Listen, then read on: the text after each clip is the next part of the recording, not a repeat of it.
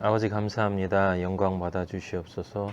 찬양합니다. 우리 아버지 마하나임의 아버지를 찬양하고 아버지에게 존귀와 영광이 있음을 고백합니다.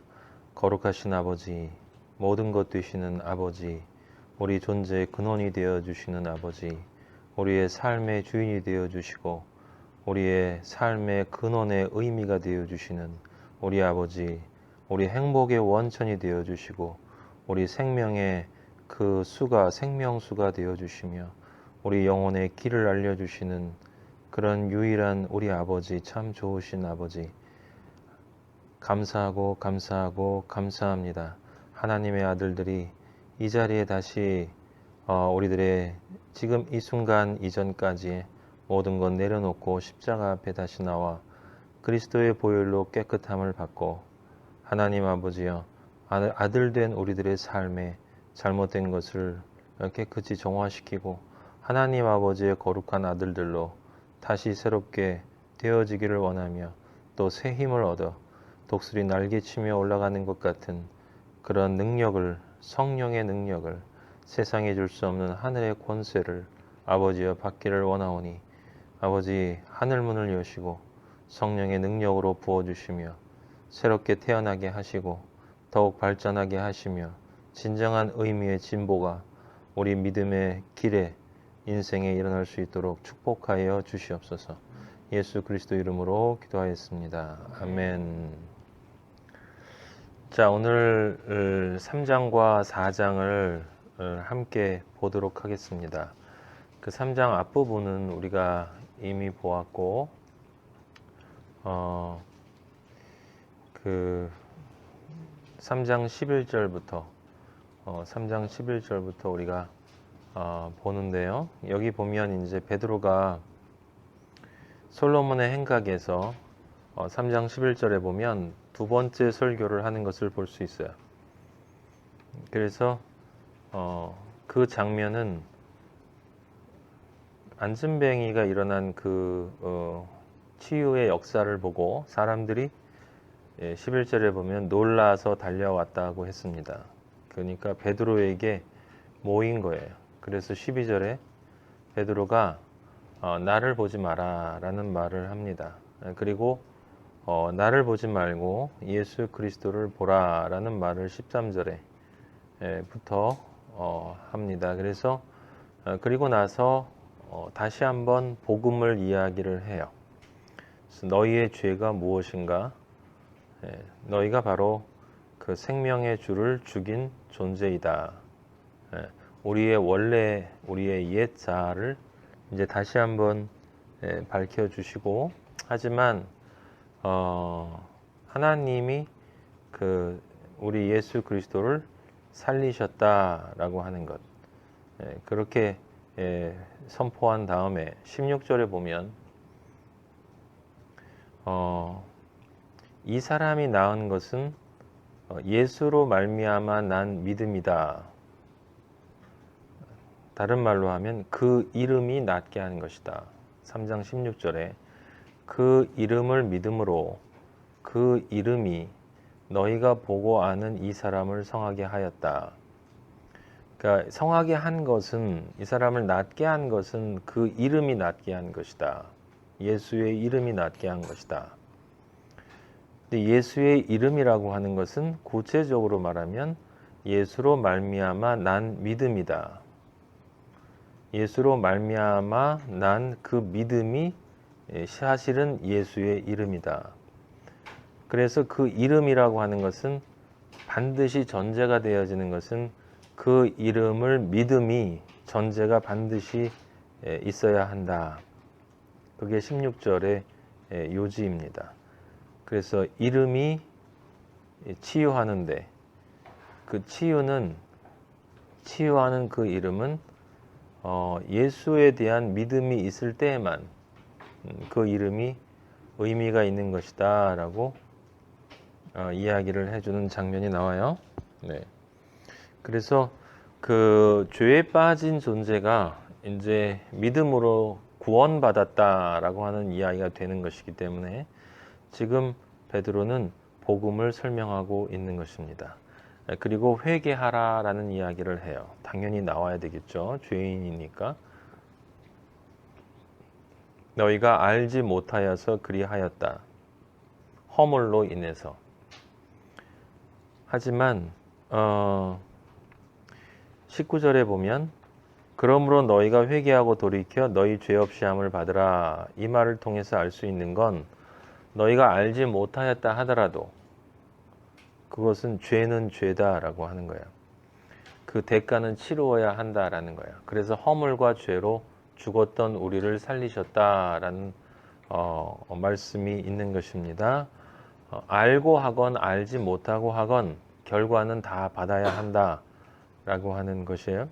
그래서 알지 못해서 그리하였다. 너희가 무지해서 그랬다. 관리들도 그랬다.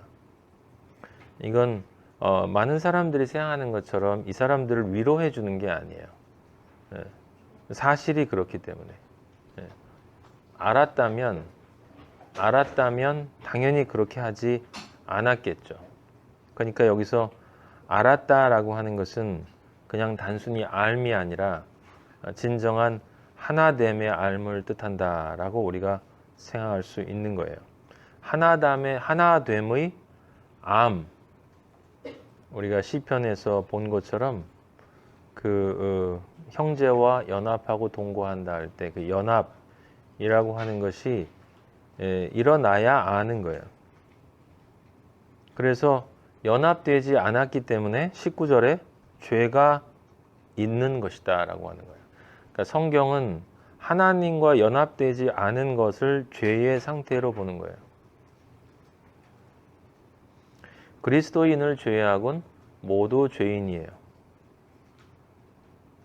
그래서 반드시 19절에 있는 말처럼 회개하고 돌이켜야 한다. 반드시 돌아서야 한다. 옛자가 죽고 다시 태어나야 한다. 그렇게 하면 새롭게 되는 날, 이 새롭게 되는 날이 당연히 있을 수밖에 없는 것이죠. 네.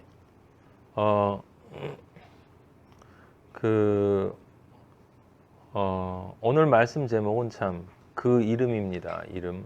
네, 그 이름이에요. 처음에는 새롭게 되는 날이라고 하고 싶었는데 아버지가 그 이름이라는 것으로 바꿔주셨어요. 그래서 지금 여기 19절 읽으면서 생각이 나서 우리는 다 새롭게 되는 날을 경험한 사람들이에요. 그러면 새로운 존재예요. 왜냐하면 죄와 사망의 법에서 생명의 법이 죄와 사망의 법을 이기고 우리를 새로운 피조물로 그리스도 안에서 새로운 피조물로 만들었기 때문에 우리 그리스도인은 다 새로운 피조물이고 새롭게 되는 날을 경험한 것이고 이때 이 새롭게 되는 날은 구원파가 같은 인간들이 얘기하는 것처럼 언제 어느 날 몇 월 며칠 몇 년도 그런 새롭게 되는 그 날이 아니라 새롭게 되는 혁명적 사건이에요. 체험. 새롭게 되는 혁명적인 체험. 존재의 혁명이 일어나는 순간. 제가 언젠가 여러분들에게 말씀드렸어요. 믿음은 존재의 혁명이다. 믿음은 존재의 혁명이다. 믿음은 마음의 개념이 아니라 존재의 개념이다 라고 여러분들에게 말씀을 드렸습니다. 그래서 그걸 사탄이 믿음은 존재가 아니라 마음의 개념이다 라고 거짓말을 퍼뜨려 놨기 때문에 수많은 사람들이 지금 그것을 믿고 그 믿음에 따라서 지금 지옥길로 가고 있어요. 여러분에게는 그런 사명이 주어져 있는 거예요.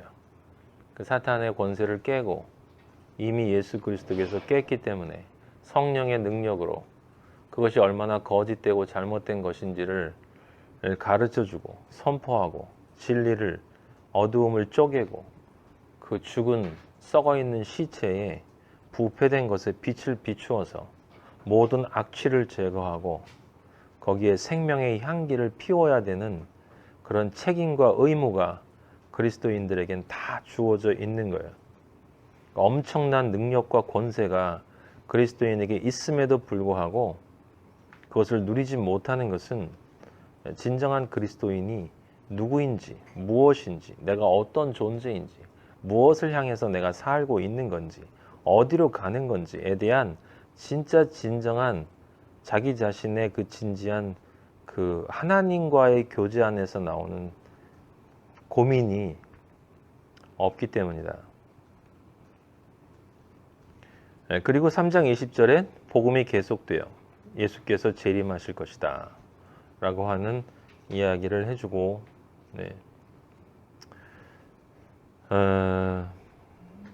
이 설교가 끝납니다. 이게 베드로의 두 번째 설교예요. 오순절 사건이 있고 첫 번째 설교가 있었어요. 우리는 그 설교에 대해서 공부를 했습니다. 예수 그리스도의 말씀을 베드로의 설교를 통해서 경험을 했는데, 오늘 안진뱅이를 낫게 한 다음에 이 걷지 못하는 자라고 우리는 공부를 했어요. 그게 왜 그런지도 알고 있습니다. 말씀이 왜 그렇게 표현을 하고 있는지. 걷지 못하는 자는 죽은 자다.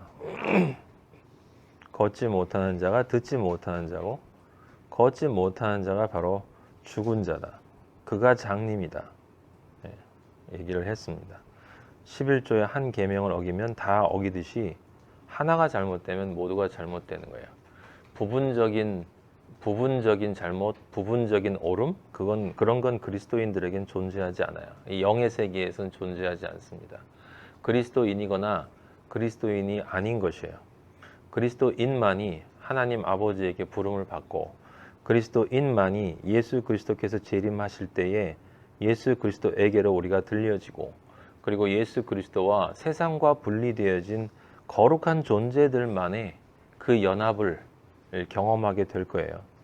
그래서 이건 너무나 분명한 일이고 멀지 않은 일이고 반드시 이루어질 일이기 때문에 이 문제를 사소하게 생각을 하면, 그러면 영원의 자기의 영혼을 가지고 장사하는 꼴이 되기 때문에, 근데 너무나 많은 사람들이 자기의 영혼에 관한 문제를 사소하게 생각을 하고, 옛날 단군 신화 듣듯이 듣고 있으니 아버지가 얼마나 통탄을 하고 계신지 사실은 말하기가 어렵다라고 하는 거예요.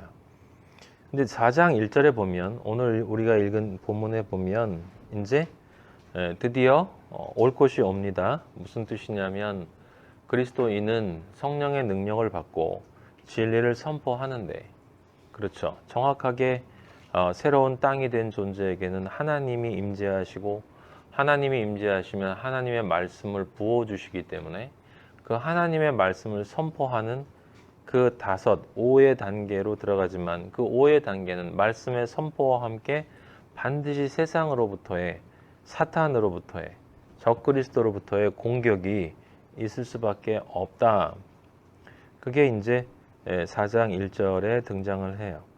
공식대로 나옵니다. 베드로가 예수 그리스도를 위해서 순교하는 그 순간까지 자기 자신을 부인하고 십자가를 지는 삶, 하지만 그 영광된 삶, 그 기쁨의 삶, 세상 사람들은 이해하려고 해도 이해할 수 없고 상상하려고 해도 상상할 수 없는, 우리는 항상 기쁜 일은 기쁜 일이고 슬픈 일은 슬픈 일이고 괴로운 일은 괴로운 일이고 영광스러운 일은 영광스러운 일이에요. 이 세상 모든 일들은 그렇습니다. 내가 대통령이 된다면 영광스러운 일이고, 내가 서울역의 노숙자가 된다면 비참한 일이에요. 분명한 경계가 있어요. 근데 영적인 세계에서 하늘의 역사가 일어나면 가장 비천한 존재가 가장 영광스러운 존재가 된다. 가장 비천함이 가장 영광스러움과 함께 공존한다. 가장 슬픔이 가장 기쁨과 함께 공존한다. 가장 천함이 가장 고귀함과 함께 공존한다. 그래서 내가 그리스도를 믿는데, 그리스도를 믿음으로 인해서 내가 겪어야 될 것들이 너무나 많아서, 그럼 세상을 포기하란 말이야? 그러면 내가 이 세상에 다른 사람들로부터 인정도 못 받고 이제는 내가 그냥 그렇게 살아가야 되는 거야? 내가 이제 이 세상에 있는 내가 좋아하는 것들을 포기해야 되는 거야?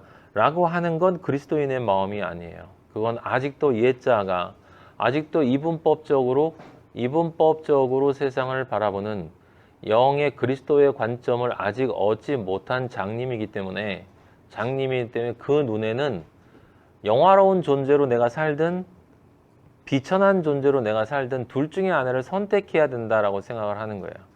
아버지는 우리에게 그렇게 말씀하지 않아요. 너희는 세상에서 비천한 존재로 보일 수 있지만 내 눈에는 가장 영화로운 존재로 보인다. 너는 비천하면서 동시에 영화로운 존재다. 너는 어리석으면서 가장 지혜로운 존재다. 그 비밀을 네가 이해할 수 있니?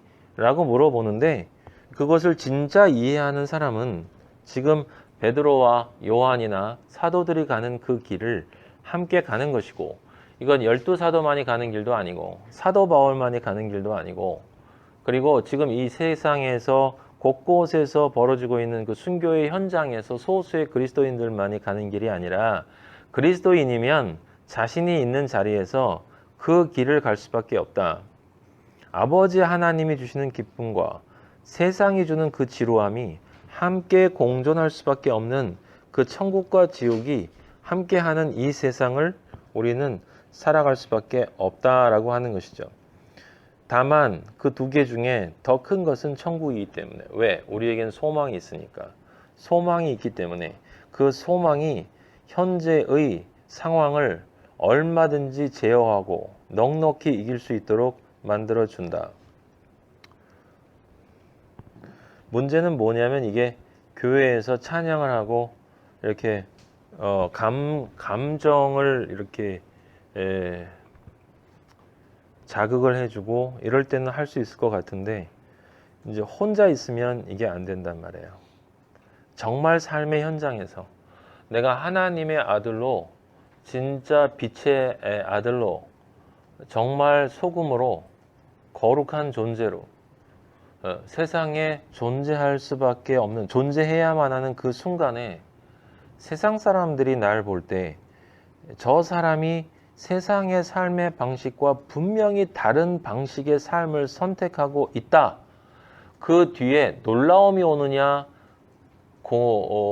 두려움이 오느냐, 증오가 오느냐, 이런 것들은 그 다음에 오는 다양한 반응들이고, 분명한 건 저 사람은 분명히 변했다. 우리와 다른 삶을 산다. 우리와 다른 생각을 한다. 우리와 다른 길을 간다. 우리가 생각하는 방식과는 다른 방식으로 문제와 사물을 접한다. 우리가 생각하는 다른 방식으로 인간관계를 한다. 우리가 생각하는 다른 방식의 삶의 목적을 가지고 움직인다. 24시간의 시간에서 우리와 다른 방식의 걱정을 하고 우리와 다른 방식의 기쁨을 하고 있는 그런 모습들을 세상 사람들은 목격할 수밖에 없다. 그 중에 나오는 가장 큰 것은 지금 두 가지가 나와 있는데, 첫째는 그것이 그들이 볼 때 감각적인 신기함으로 나타날 때는 몰려오고,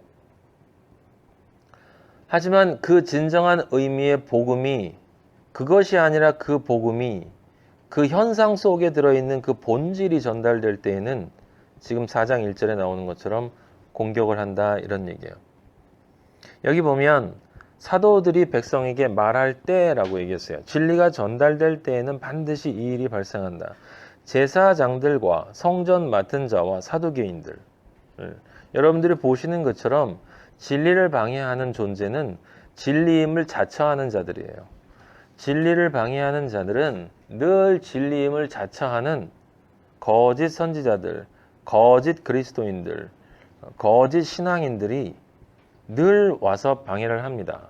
이유는 간단해요. 왜냐하면 진리가 선포됨으로써 자신들이 얼마나 가짜인지가 드러나기 때문에, 빛으로 이야기를 하고 빛으로 자신을 가장하면서 어둠 속에서 어둠과 어울려 내가 원하는 것을 다 얻어내면서도 마치 빛인 척 자랑하면서 살고 있었던 그 아주 머리 좋고 영리한 그 삶을 진리가 오게 되면 그것이 어두움이라는 것을 분명하게 들어주기 때문에 4장 2절에 나오는 것처럼 그냥 아주 단순한 반응이 나와요. 그냥 싫어요. 그냥 싫어. 예수 안에 죽은 자의 부활이 있다고 백성을 가르치고 전함을 싫어했다고 그랬어요. 싫어했다. 왜 싫은데? 싫어 그냥. 그냥 싫어. 우리는 진리가 싫어. 당연해요. 비진리는 진리를 싫어해요. 그래서 그 진리가 영적 권위로 다가오면 불편해지고 그 비진리가 영적 권위는 있지만 육적 권위가 적을 때는 핍박하고 억압하는 거예요. 그래서 4장 3절에 그들을 잡았다라고 이야기가 나옵니다. 이튿날까지 가두었으나 하지만 말씀을 듣는 사람 중에 믿는 자가 많으니 남자의 수가 약 5천이나 되었더라. 네, 4장 4절만 봐도 우리가 사도행전 초반전에 공부했던 하나님의 역사가 얼마나 논리적인가를 알 수가 있는 거죠. 예수 그리스도가 오병이어를 통해서 떡을 제자들에게 나눠주고 제자들이 그 떡을 나눠줘서 5천 명을 먹이신 역사가 있었다라고 하는 거예요. 5천이 살아난다라는 거예요. 5천이 12의 존재로 살아난다. 참 아버지는 너무너무 신비해서 그 신비를 들으면 신비를 알게 되면 어떻게 이거를 때로는 마치 말장난처럼 하지만 너무나 정밀한 말장난 왜냐하면 진리이기 때문에 지금 4장 4절을 통해 그 오병이어의 기적이 완성된 것을 알 수 있어요. 이튿날 관리들과 장로들이 서기관들이 예루살렘에 모였다. 그리고 나서 이제 취조를 했어요. 그때 유명한 말을 이제 베드로가 합니다. 또 설교를 시작해요. 4장 8절에 이제 새로운 설교를 시작한다라고 하는 것을 밝혀줍니다.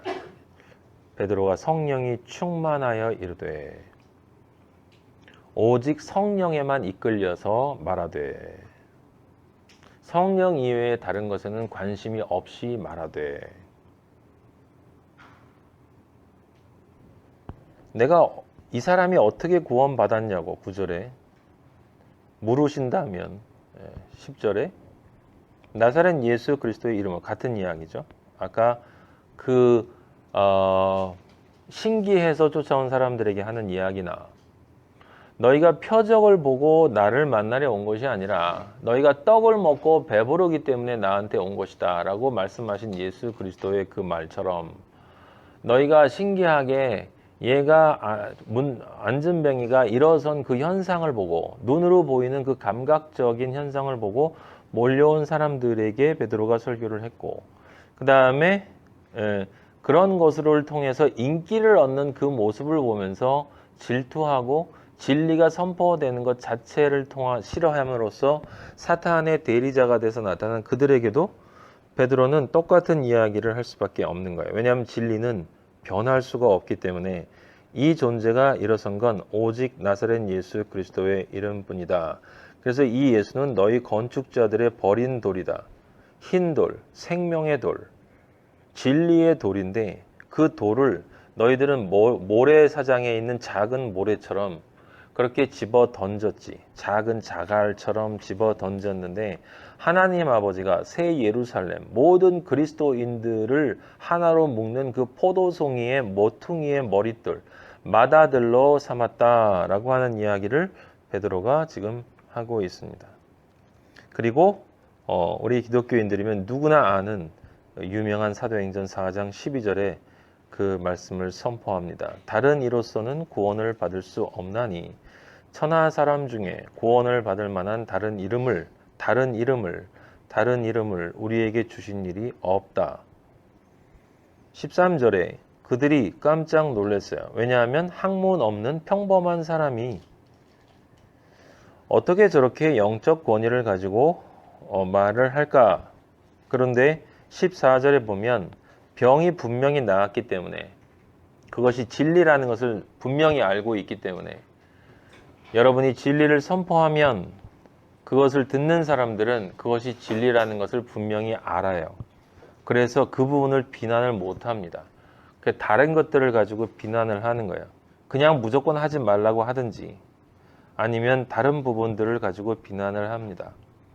어떻게든지 그것을 못하도록 만들려고 하는 거예요. 예.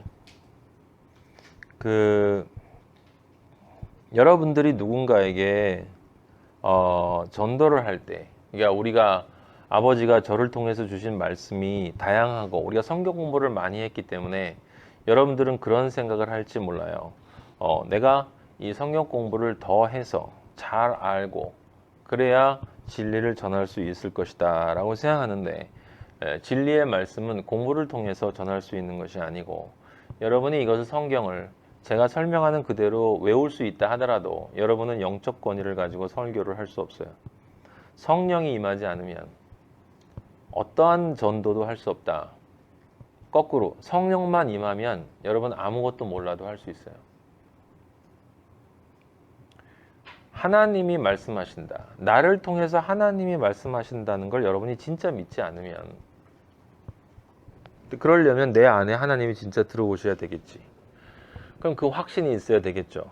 그 확신이 있으려면 그 아버지가 내 안에 있는 그것이 무엇인가를 내 영이 느낄 수밖에 없는 그 경험이 있어야 되는 거예요. 그런 것들이 중요한 거지. 여러분이 무슨 말을 전할 것인가, 어떻게 내가 전도할 것인가 라고 하는 것, 이게 참 좋은 말인데, 이게 참 좋은 이야기인데, 이것이 정말 진리 같은데 이걸 어떻게 전할까? 공부를 더 해야 되겠다? 아니에요. 방향을 잘못 틀었어.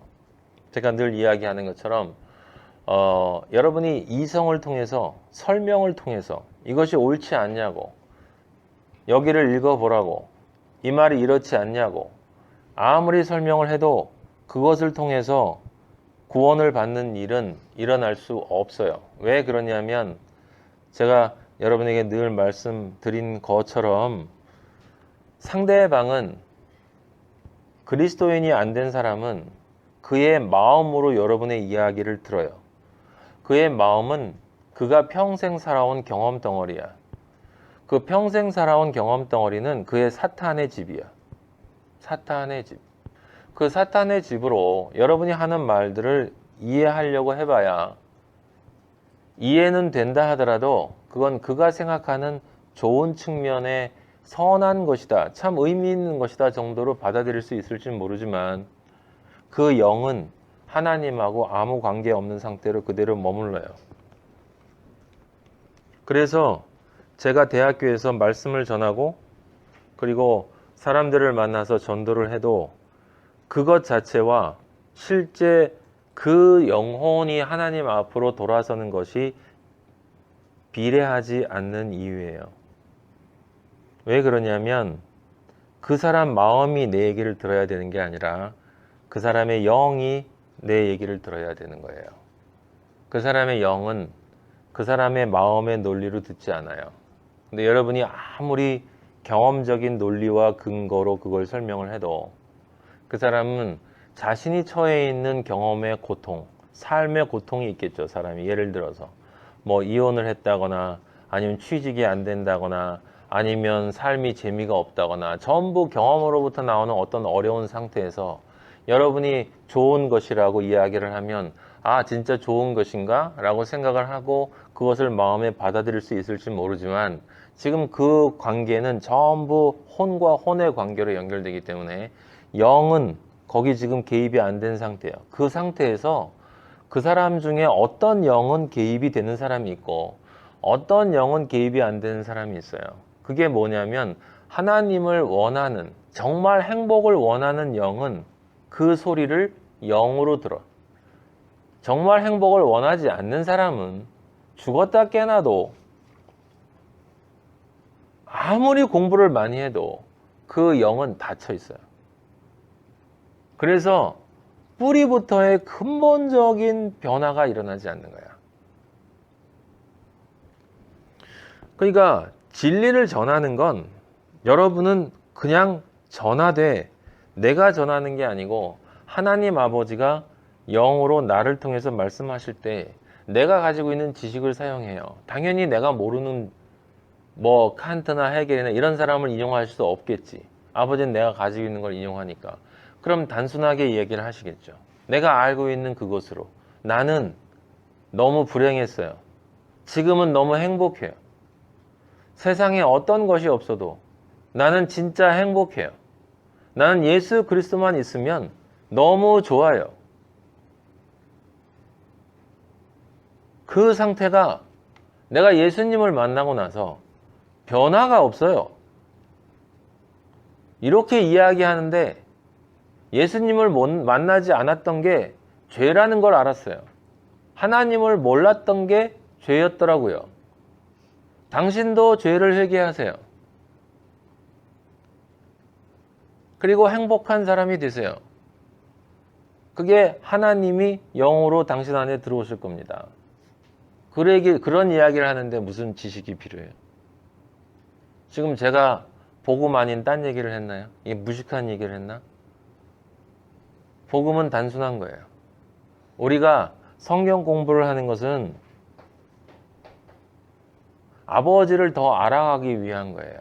아버지를 아는 사람들이 아버지를 더 깊이 알고 신부가 신랑과 첫날 밤 그 아름답고 황홀한 그 밤을 보내며 그 신랑에 대해서 더 알고 싶어서 그 다음 날도 그 신랑을 너무너무 알고 싶어하는 그 마음이 그게 우리 그리스도인의 마음이고 그게 성경을 공부하는 것이야.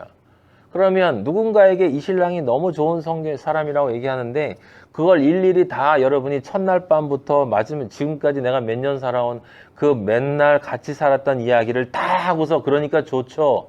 그러니까 우리 신랑을 한번 만나보세요 라고 얘기를 하겠어요?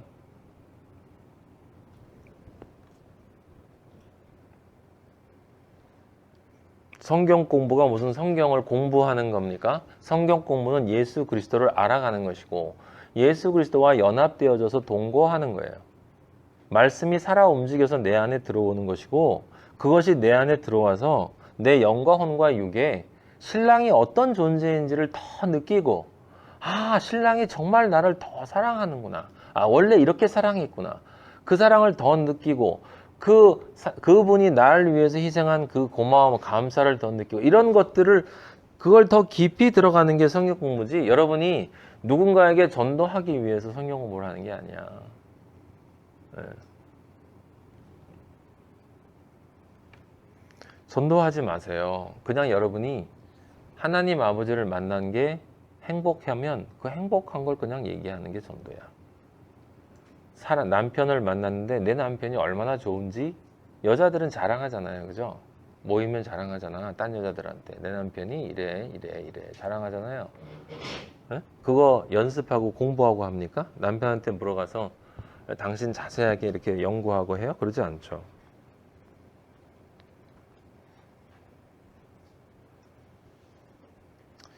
(4장 13절에) 여기 나와 있는 것처럼 학문 없는 범인으로 알았는데 학문 있는 특별한 사람이다 라고 느꼈다는 게 아니에요, 여러분. 하나님은 이 세상의 무지를 지혜로 바꾸시고 이 세상의 모든 지혜를 무지로 바꾸시는 분이야. 제가 아버지 만나고 나서 깨달은 건 제가 여러분 얘기 드렸잖아요. 제가 독일에서 공부했던 철학책들, 수없이 많은 철학책들, 신학책들, 문학책들, 사상가들, 얼마나 많은 책들, 많이도 읽진 않았지만 사실은 조금, 다른 사람보다는 조금 더 읽었을 때 그 읽은 그 책들에 나와 있는 그것들이 얼마나 무지한 것인가. 하나님은 내가 너희들 책보다 더 똑똑해 라고 얘기하지 않아요. 그냥 너희들은 싸그리 무지야. 하나의 지혜와 모든 무지가 있는 거예요. 그러니까 학문 없는 범인으로 알았는데 말을 잘하네 이런 뜻이 아니야. 여기 지금 이야기하는 게 학문 없는 범인이라는 말은 지금 영적으로 얘기하는 것은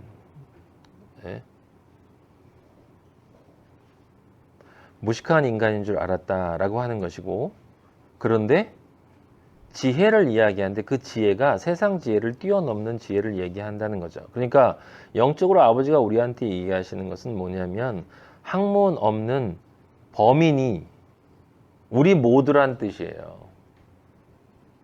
지혜의 근본은 여호와를 경외하는 거예요. 진정한 학문은 여호와를 경외하는 거예요. 성경 이외에는 다른 책은 존재하지 않아요.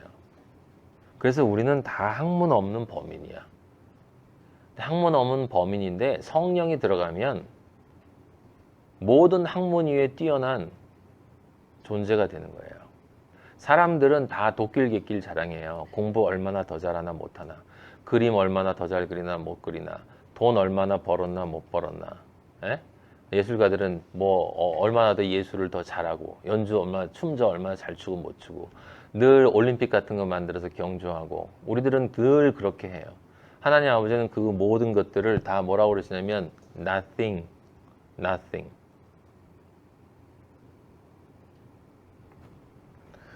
그래서 여러분들이 성경을 봐야 하는 것이다. 근데 그러려고 성경을 보나요, 우리가? 예? 예. 신랑이 얼마나 뛰어난 존재인지를 알려고 신랑과 같이 있습니까? 신랑이 좋으니까 같이 있지.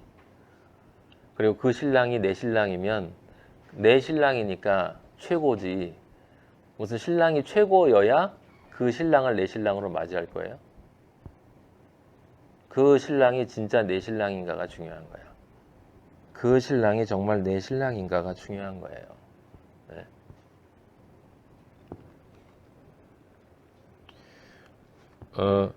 자, 그래서 이들은 그냥 싫어했다고 그랬죠.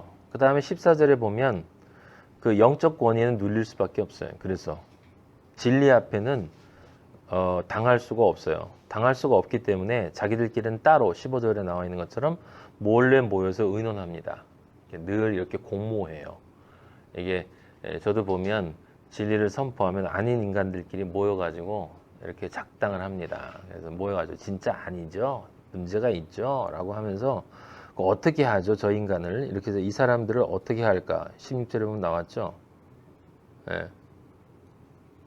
영 안에는 영은 부인할 수 없다는 걸 알아요. 심지어 후반부처럼. 하지만 17절에 나온 것처럼 적그리스도는 항상, 사탄은 항상 진리는 퍼지지 못하게 만들게 노력하는, 퍼지지 못하게. 어떤 수단을 써서라도 퍼지지 못하게. 그걸 이야기하진 말라고 얘기해요. 그러니까 이게 이 12절하고 우리가 비교를 해보면 그냥 단순하게 생각하면 이제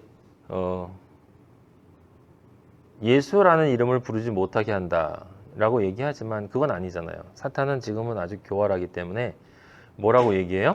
예수라는 이름만 불러. 예수라는 이름만 불러라고 얘기하는 거죠. 예수라는 이름만 불러. 하지만 예수라는 이름은 말하지 마. 이게 무슨 말이냐? 그 말이에요. 그래서 18절에 그 불러 경고해서 도무지 예수의 이름으로 말하지도 말고 가르치지도 말라 하니, 초대교회 때는 그냥 이렇게 하면 이게 무슨 말인지를 사람들이 알았어요. 그죠?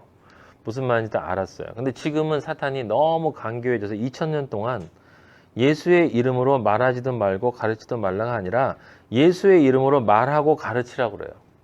예수의 이름으로 말하고 가르쳐라. 예수의 이름을 찬양해라. 예수의 이름으로 기도해라. 그래 놓고 딱 하나만 하지 마라. 진짜로 믿지는 말아라.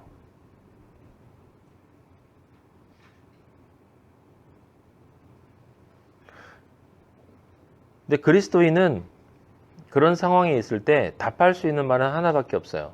뭐냐면 하나님의 말씀을 들어야 되겠니? 사람의 말을 들어야 되겠니? 하나님의 말씀을 들어야 되겠니? 사람의 말씀을 들어야 되겠니? 그리스도인은 진리를 선포하는 것이 그리스도인이야. 그게 그리스도인이야. 이름이 그거야. 그 뜻이 그거야. 그리스도인이라는 말의 뜻이 진리를 선포할 수밖에 없는 존재라는 뜻이야. 그것이 하나님이 우리한테 부여해준 그리스도인이라는 단어의 뜻이야. 바보야. 바보들아.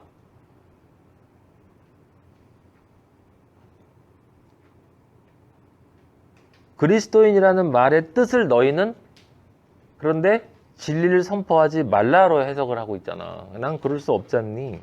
우리는 보고 들은 것을 말하지 아니할 수 없잖아. 진리를 진리라고 안 그러고 어떻게 진리를 비진리라고 이야기하니? 라고 이야기를 하죠. 우리는 그럴 수밖에 없어요. 4장 21절에 처벌할지 방법을 찾지 못하고 위협하여 놓아주었더니 이는 모든 사람이 그 된 일을 보고 하나님께 영광을 돌림이라. 모든 사람이 그 된 일을 보고 하나님께 영광을 돌렸겠습니까? 이 사람들이? 그렇지 않다면, 정말 그랬다면 그 다음에 베드로를 투옥하지 않았겠죠. 그 다음에 스데반에게 돌을 던지지 않았겠지. 예, 많은 기독교인들은 여기를 보면서 이렇게 하나님께 영광을 받는다고 얘기하지만 베드로는 조금 있다가 또 잡혀요. 그리고 맞아. 바울이 얼마나 많이 맞았는지는 바울이 이미 고백을 했고 우리는 그걸 잘 알고 있어요. 그리스도인들이 지금 전 세계에서 몇 분마다 한 명씩 순교를 하고 있어요. 평균적으로 몇 분마다 한 명씩 순교를 하고 있대요. 3분인가 5분인가 한 명씩 평균적으로 순교를 하고 있대요. 그 사람들이 죽어가고 있는 그 상황에서 우리는 지금 이렇게 편하게 앉아가지고 하나님의 말씀을 얘기하며 내가 오직 하나님만이라고 얘기하고 그러면서 뒤통수에서는 딴 생각을 하고 있단 말이에요. 그러니까 아버지가 볼 땐 얼마나 웃기겠냐 이 말이에요. 어디를 봐서 우리나라의 어디를 보면 그리스도인이 보이겠는가라고 하는 걸 여러분들이 생각을 해보세요. 사실 우리는 그런 생각을 할 필요가 없고 해도 뭐 모르고 우리가 가져야 될 유일한 관심은 하나님이 이 지구를 보시면 어디에 빛이 보일까를 걱정해야 될 게 아니라 내가 하나님 아버지 앞에 나는 과연 지금 이 순간에 아버지가 나를 보면 그리스도인으로 볼 것인가 라고 하는 그것이 중요한 거예요. 네. 그 아버지 오실 날이 정말 얼마 안 남았거든요. 요즘에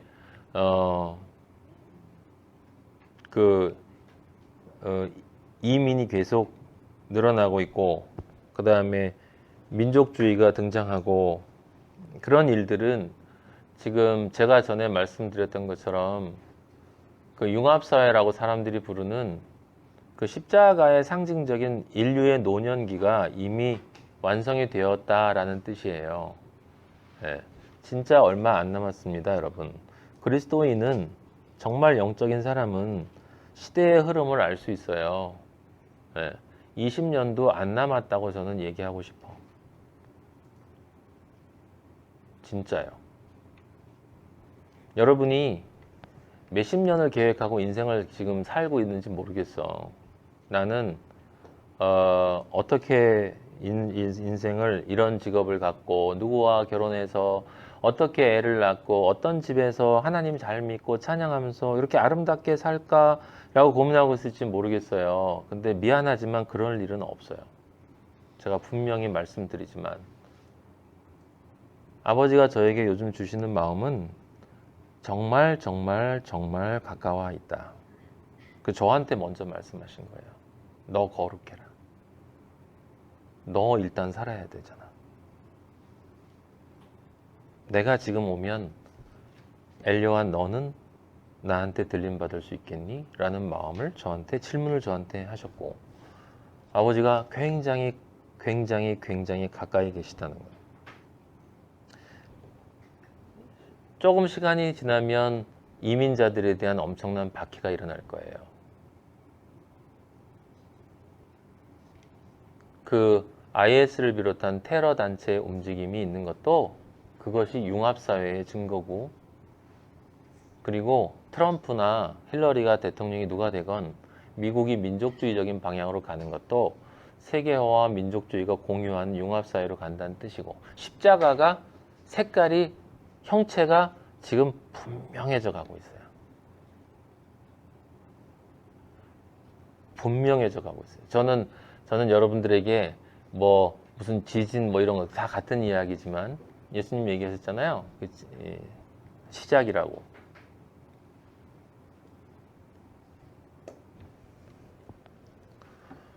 저는 여러분들한테 얘기를 했어요.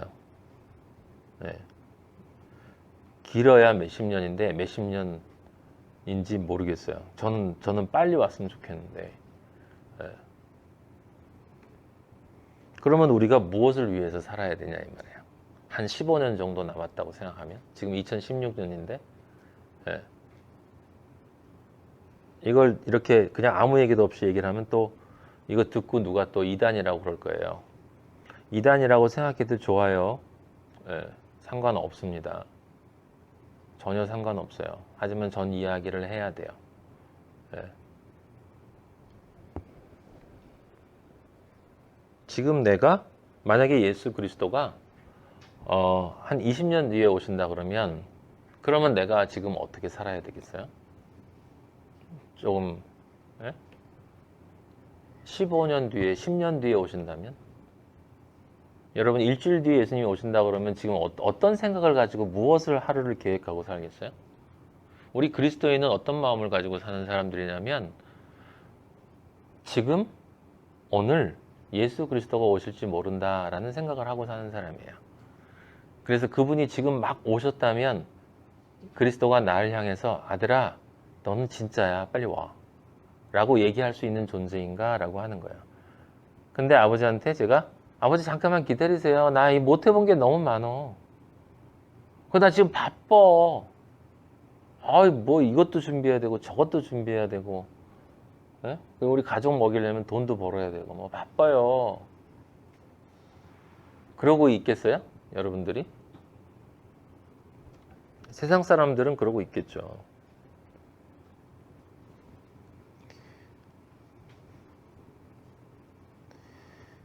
사실 22절에 이표적으로 병 나은 사람은 40여세나 되었더라. 참 재밌죠. 여기도 40이라는 단어가 나와요. 그쵸?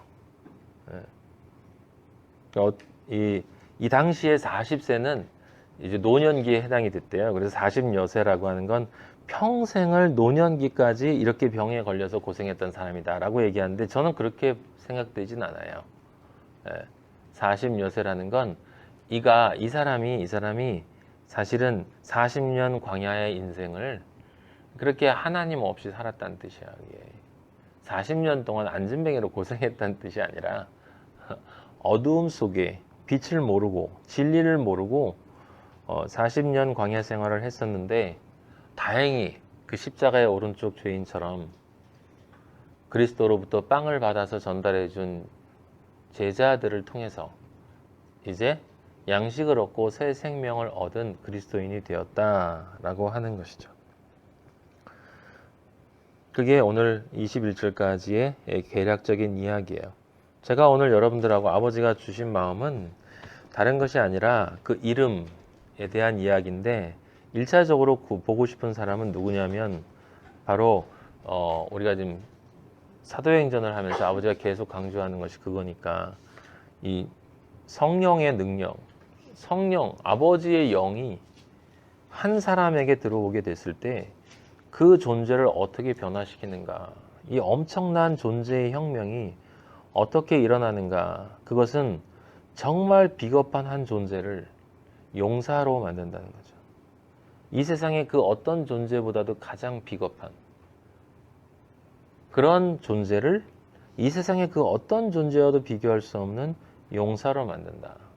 땅에서 가장 낮은 놈을, 벌레를 하늘의 가장 높은 존재로 만들어주는 거예요. 그리고 그리스도인으로 얘기하면 제가 아버지를 진짜 만나기 전에도 저는 기독교인이었기 때문에 기독교인이 가지고 있는 것은 세상의 믿음, 인간적인 믿음이죠. 그 인간적이고 세상적인 믿음이 성령이 내 안에 들어오면 하나님의 믿음으로 바뀌는 거예요. 하나님의 믿음. 내 믿음으로 할 수 있는 게 뭐가 있겠어요? 내 믿음은 환경만 흔들리면 사라져 버리는 거예요. 베드로의 믿음. 물에 빠져 가버릴 수밖에 없는 그런 믿음이 하나님의 믿음으로 바뀌니까 엄청난 권위를 지니게 된다라고 하는 거죠. 성령이 임하면 그래서 비겁한 자가 용사가 되고 인간적인 믿음이 하나님의 믿음으로 바뀌고 그리고 내 삶 전체가 성령 이전에는 모든 인간이 똑같아요. 모든 인간이 어떤 삶이냐면 예수 그리스도를 부인하는 삶이야. 예수 그리스도를 부인하는 삶은 예수 그리스도를 믿지 않는다는 뜻이 아니라 믿는다는 말을 하는 상태에서도 기독교인도 포함되어 있는 거예요. 그러니까 믿지 않는 사람들 그리고 믿는다고 하지만 믿지 않는 사람들 실질적으로 그 모든 삶을 사는 것은 성령 이전에 하지만 성령이 임하면 예수 그리스도를 부인했던 그 존재가 이제 세상을 부인하는 존재가 돼. 예수 그리스도를 부인하던 존재가 세상을 부인하는 존재가 돼요. 하나님을 부인하던 존재가 이제는 나를 부인하는 존재가 되는 거야. 나를 부인하는 존재가 되는 거예요. 그게 성령의 능력이야. 그게 성령 세례를 받은 사람의 증거예요. 그 증거가 지금 누구에게 나타나고 있는 거예요? 베드로에게 나타나고 있는 거죠. 여러분 몇 구절만 지금 찾아보도록 하겠어요. 베드로의 일생을 나타내주는 베드로의 말이 있어요. 고백이. 누가복음 5장 8절 보실래요?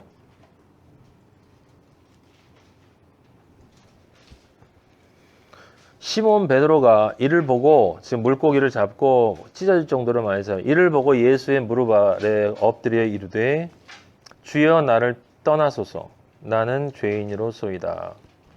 베드로가 예수 그리스도를 향해서 했던 첫 번째 말이 나는 죄인입니다 라고 하는 고백이에요.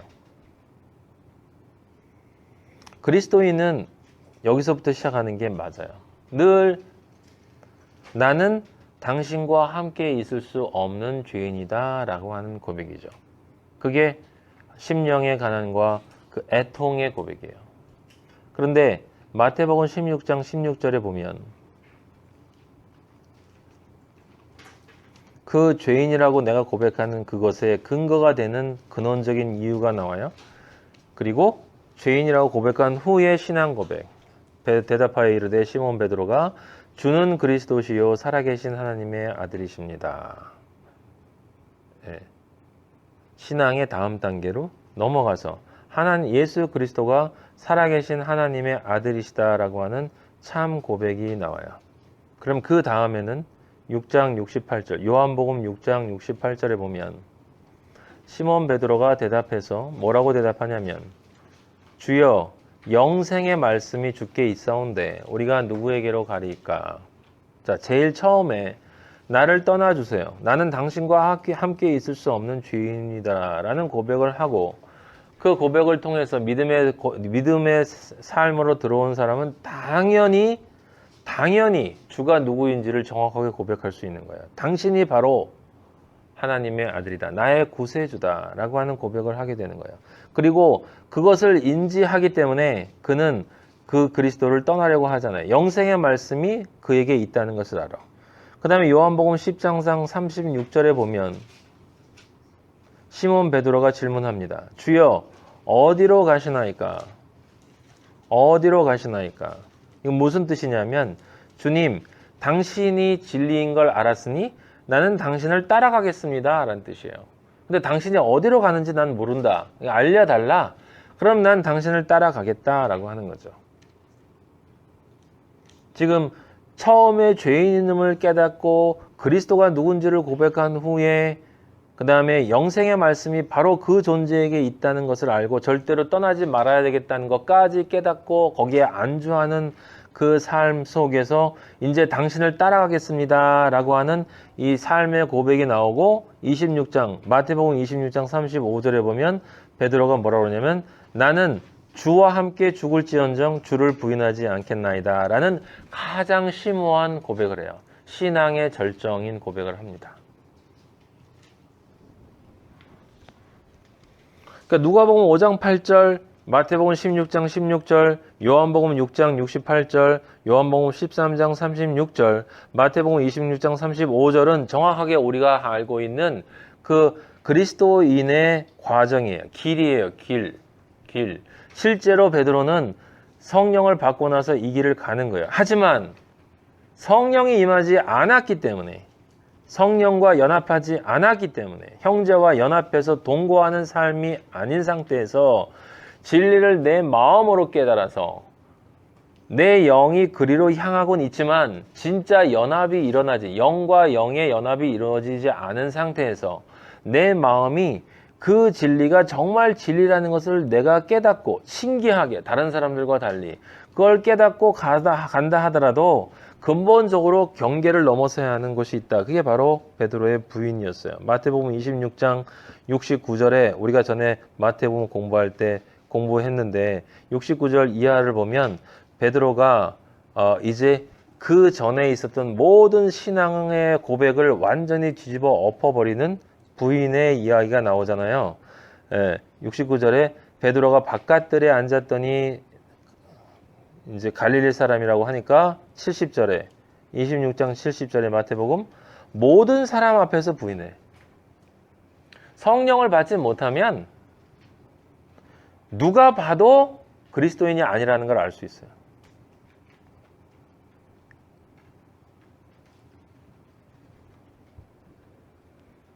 누가 봐도 그리스도인으로 느끼지 못해요.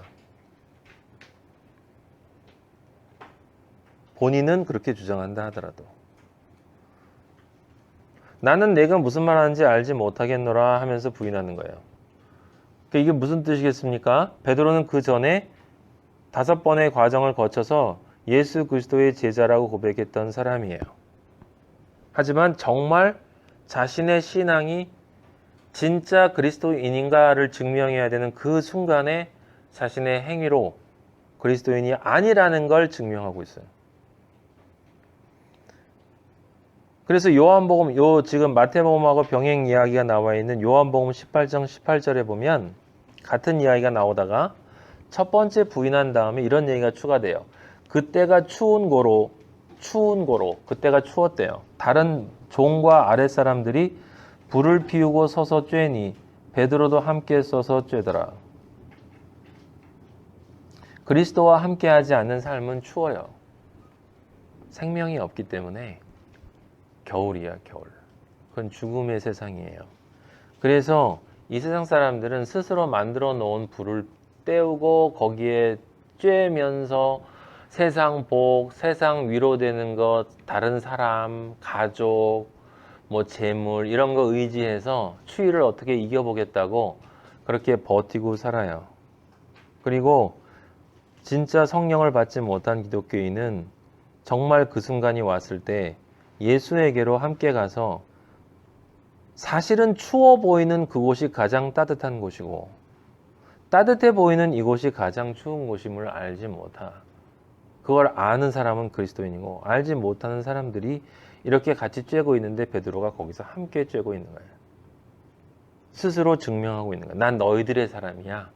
난 너희들의 사람이야. 라고 하는 거죠. 나는 여기 속한 사람이야. 평생을 나는 저기 속한 사람이에요. 라고 얘기했지만 가장 결정적인 순간에 난 여기 속했는데요. 라고 얘기하면서 세상 안으로 들어가는 거죠. 그래서 마태복음 26장 71절에 그 이야기가 계속 이어지고 72절에 보면 다시 또 다른 질문에 제가 말씀드린 것처럼 이제 거기서 한층 강화된 부인이 나오죠. 맹세하고 또 부인한다. 그때 제가 말씀드렸어요. 처음엔 부인한다. 그 다음에 두 번째는 맹세하고 부인한다. 세 번째는 저주하고 맹세하고 부인한다.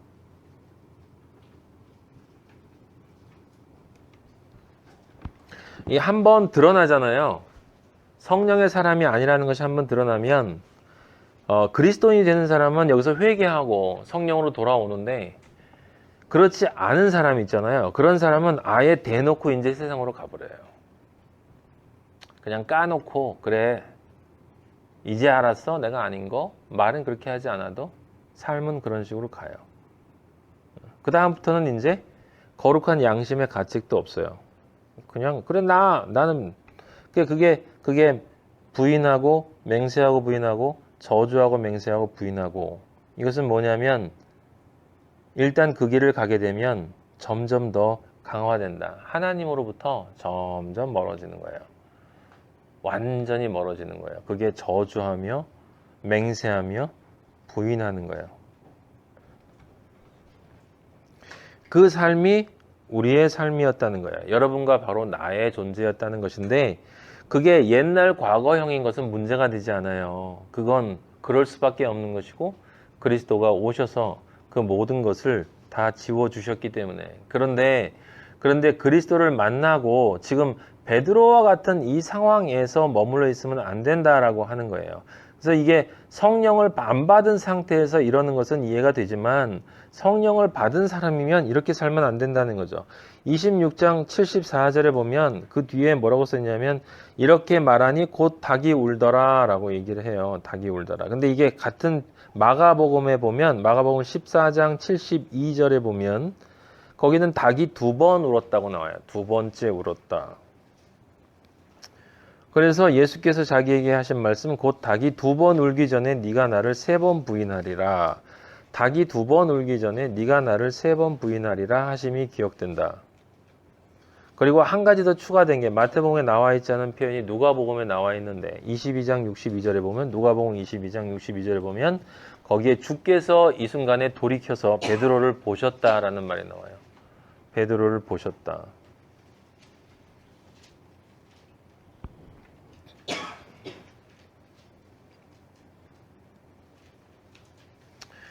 예수 그리스도가 베드로를 보신 건 무슨 뜻이겠습니까?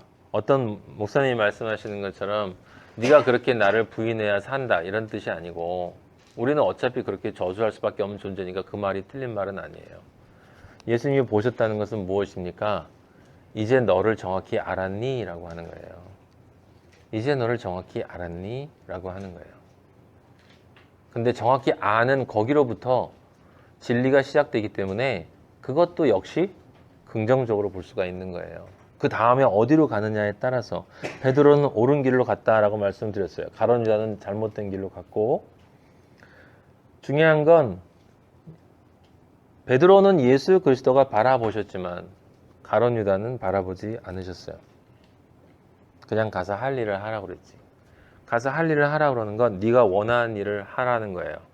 네가 원하는 일을 하라는 건 네가 원하는 대로 살아라는 거예요. 네가 원하는 대로 살라는 건 너는 어쩔 수가 없는 존재라는 거예요. 네가 그렇게 선택했고 네가 그렇게 결정했고 너는 그렇게 갈 수밖에 없는 존재라는 것이에요. 그걸 나는 막을 수 없다라는 것입니다. 너의 결정이기 때문에. 마가복음 13장 35절 한번 찾아볼래요?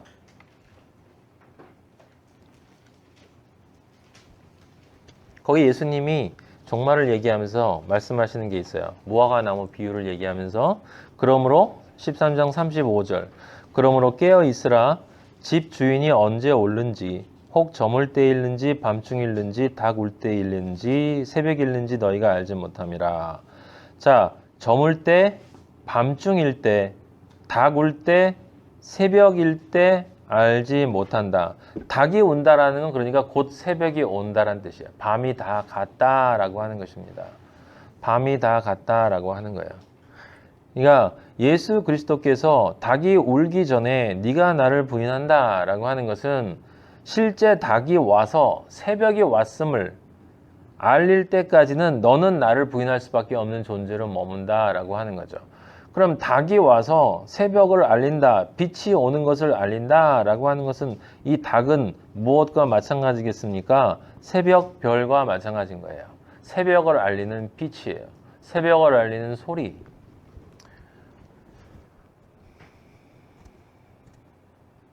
예수님이 십자가 지시기 전까지는 너는 나를 저주하면서 부인하는 존재에서 벗어날 수 없다라는 뜻이에요. 그래서 예수 그리스도가 십자가에 지시면 그럼 이제 빛이 와. 그럼 너는 그 저주의 삶에서 벗어나게 된다. 그래서 그렇게 아침이 되면 내가 너를 저주로부터 벗어낼 거다라고 얘기를 하신 거죠. 그래서 요한복음 21장에 이제 그 약속을 예수님이 지키셨어요. 어떻게 지키셨어요? 21장 15절부터 21장 19절까지 예수님이 나타나셔서 3번 베드로에게 또 물어보세요. 사람들이 조금 아는 거 가지고 또 이렇게 3번 부인한 걸 3번 긍정하게 해서 이걸 맞추셨다. 뭐 맞는 이야기입니다. 영과 혼과 육의 이야기라고 제가 말씀드렸고, 그리고 여기서 제일 중요한 건 요한복음과 그 전에 있던 것, 성령, 닭 울기 전과 닭 운 이후에 베드로의 고백의 근본적인 차이는 내가 당신을 사랑합니다 라고 하는 말이 당신이 내가 사랑하는 것을 아십니다 라고 하는 말로 바뀌었다는 거예요. 그러니까 알매 주체가 나에서 그리스도에게로 바뀌었다라고 하는 것입니다. 그것은 실제 성령이 들어간 게 아니에요, 여러분. 이게 지금 디베리아 강가에서 지금 바다인가요? 강인가? 모르겠는데 어쨌든 예수님이 나타나셔서 베드로에게 3번 물어보신 이 사건에서 베드로가 주님께서 내 양을 내가 당신을 사랑하는 줄 압니다 라고 고백을 함으로써 베드로가 인생의 근본적인 전환이 일어났다라고 얘기하는 사람인데 맞아요. 그건 맞습니다. 근데 이 전환은 성령이 들어온 전환이 아니라 자기의 실체를 아는 전환이에요.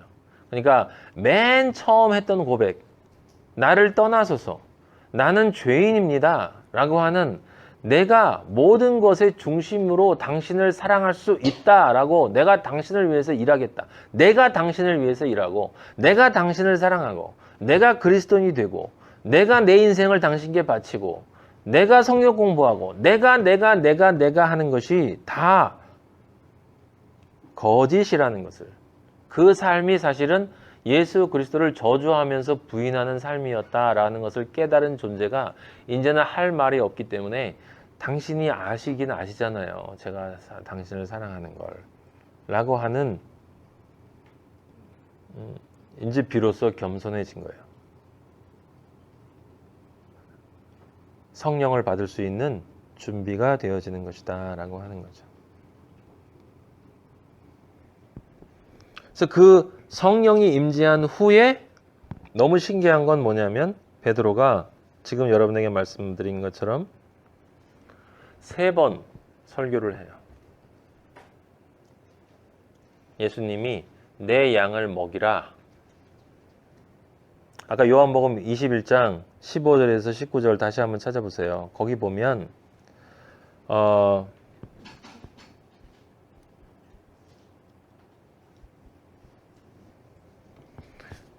아버지가 저한테 이상한 거를 좀 가르쳐 주셨는데 저는 생각하지 못했던 거였어요. 오늘 말씀을 보면서. 그게 뭐였냐면 이겁니다. 3번인 같은 이야기를 물어봤는데 뭐 거기 내 어린 양을 첫 번째는 내 어린 양을 먹이라고 그래요. 내 어린 양을 먹이라고 그러고 두 번째는 내 양을 치라고 그래요. 그리고 세 번째는 내 양을 먹이라고 그래요.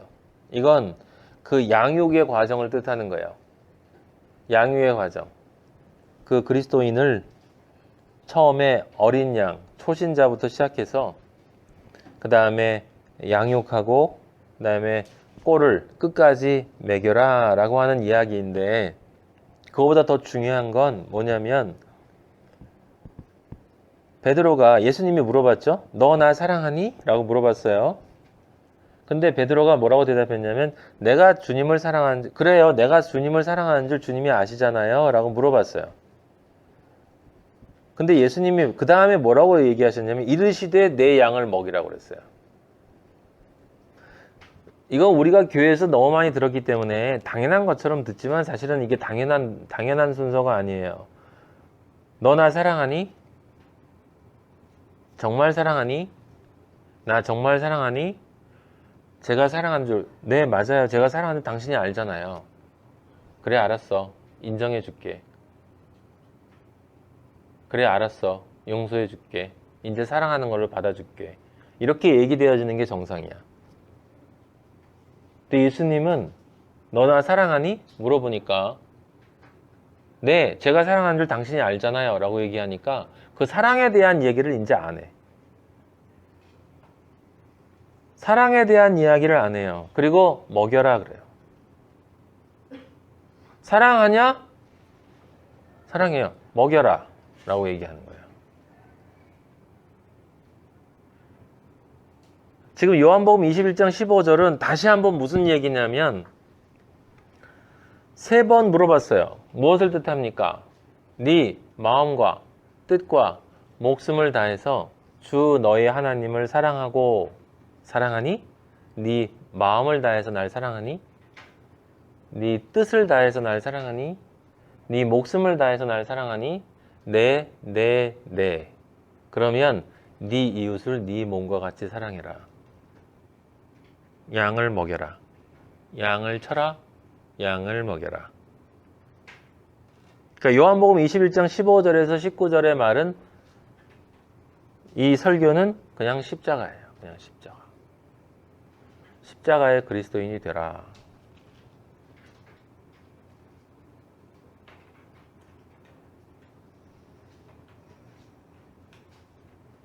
그래서 세 번을 상징적으로 딱 세 번을 했다는 얘기가 중요한 게 아니라 베드로가 성령을 받으니 정말 영과 혼과 육으로 예수 그리스도를 사랑하는 존재가 되었고, 그렇게 되어짐으로써 실제 오병이어의 기적의 상징적으로 보여준 것처럼 예수 그리스도로부터 떡을 받아서 진리의 말씀을 세 번 양들에게 먹이는 이야기가 나오기 때문에 베드로가 세 번 설교해요. 그리고 이 뒤에 베드로가 한번 간단하게 설교 비슷한 걸 하는 게 있는데, 그건 고넬료의 집에 가서 이방인에게 잠시 복음을 이야기하는 게 나와요. 그건 바울에게로 넘어서 이제 예루살렘과 온 유다와 사마리아와 땅끝까지로 넘어가는 그 과정의 교량 역할을 하는, 바톤을 타치하는 그 장면으로, 그 장면에서 한번 나오고,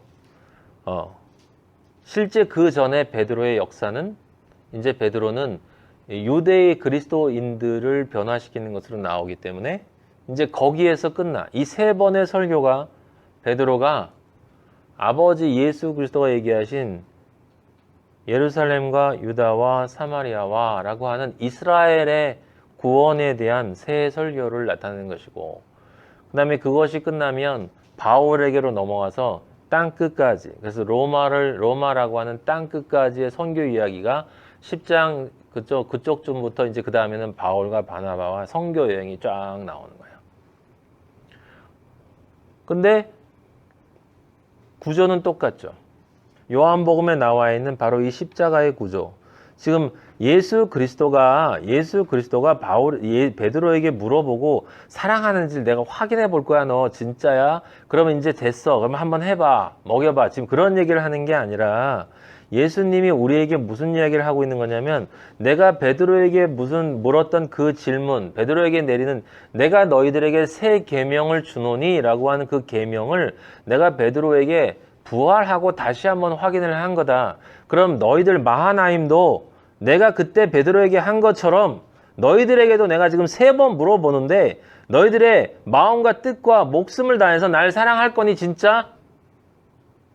너희가 나를 사랑한다는 걸 내가 정말 알고 있다고 생각하니? 진짜 그렇게 자신있으면 그럼 먹여. 네 이웃을 네 몸과 같이 사랑해. 하고 있어? 성령 안 들어가면 안 돼. 성령 안 들어가면 안 돼. 근데 성령 들어가면 돼. 그래서 세 번의 설교가 지금 십자가가, 제가 사도행전이 십자가로 했죠. 그냥 사도행전은 십자가예요.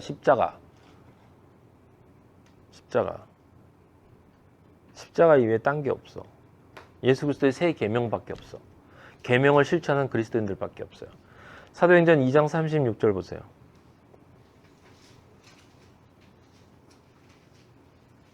거기 첫 번째 설교에서 베드로가 하는 말, 그런즉 이스라엘 온 집은 확실히 알지니 너희가 십자가에 못 박은 이 예수를 하나님이 주와 그리스도가 되게 하셨느니라. 지금 뭐 하고 있어요? 예수 그리스도가 하나님의 아들이고 구원자라는 걸 선포하고 있죠. 아까 뭐 했어요? 예수님 잡히셨을 때 나 몰라. 여기 지금 뭐 하고 있습니까? 하나님이 주의 그리스도. 이분이 바로 주와 그리스도이다.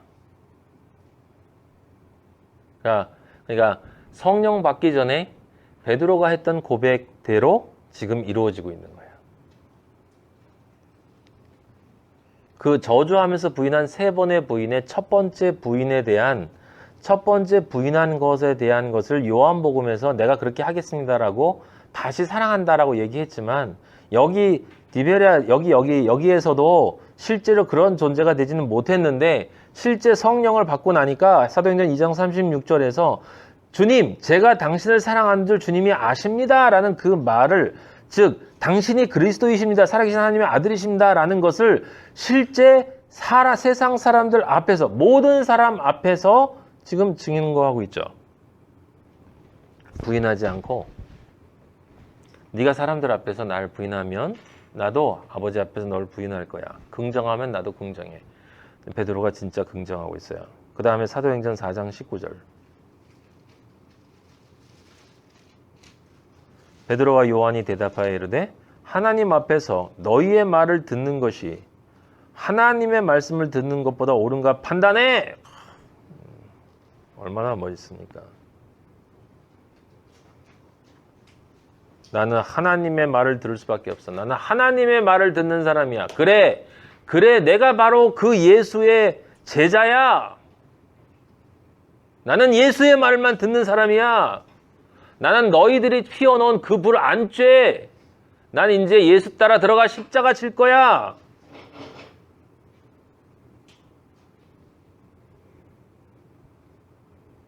그 다음에 사도행전 5장 41절. 5장 41절. 사도들은 그 이름을 위하여 능력받는 일에 합당한 자로 여기심을 기뻐하면서 공회 앞을 떠나니라. 예, 이제 차원이 완전히 달라진 거예요. 처음에 사도행전 2장 36절에 예수 그리스도가 하나님이 보내신 주와 그리스도야 라고 그리스도를 긍정하는, 사도행전 4장 19절에는 나는 그 주의 말씀을 듣는 사람이야. 그 주의 말씀 위엔 딴 얘기는 못해 라고. 그리고 지금 와서는 나는 그 주를 위해서 어떠한 고난도 기쁨으로 받아. 나는 그 고난을 받는 자로 선택받은 일이 너무 기뻐. 상상할 수 없는 존재가 된 거예요.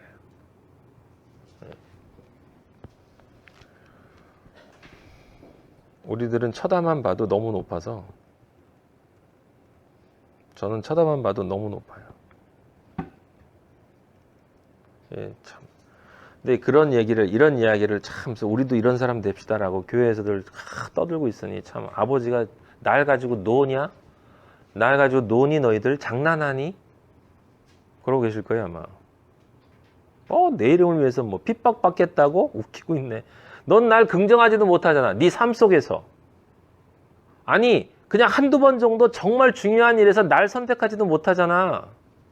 않잖아. 장난하고 있어, 이것들이. 믿음이 장난이냐?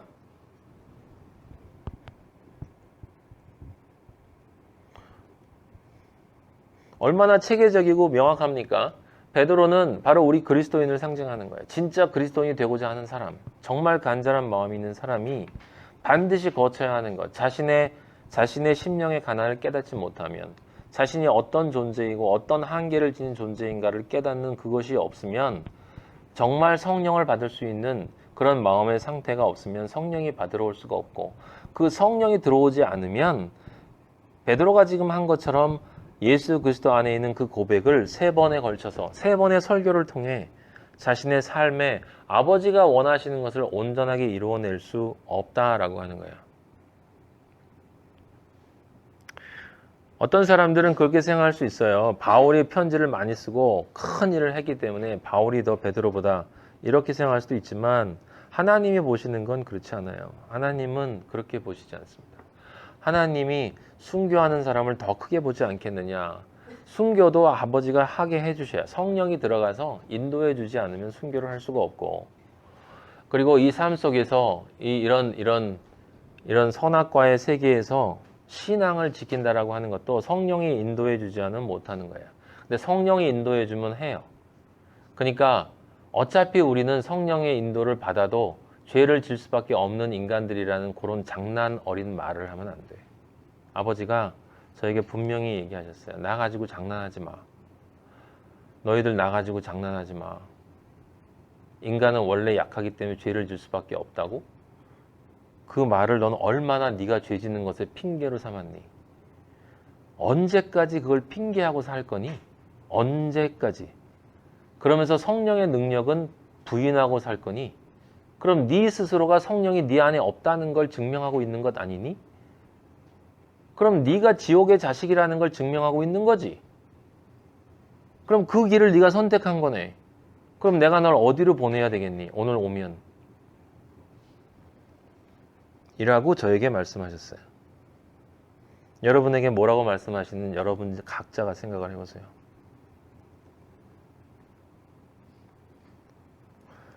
베드로의 삶이 우리에게 주는 것은 바로 우리 자신이 베드로라는 사실, 베드로가 됐으면 너무 좋겠다. 베드로처럼 그렇게 정말 부인을 솔직하게 했으면 좋겠다. 부인하는 삶이라도 솔직했으면 좋겠다.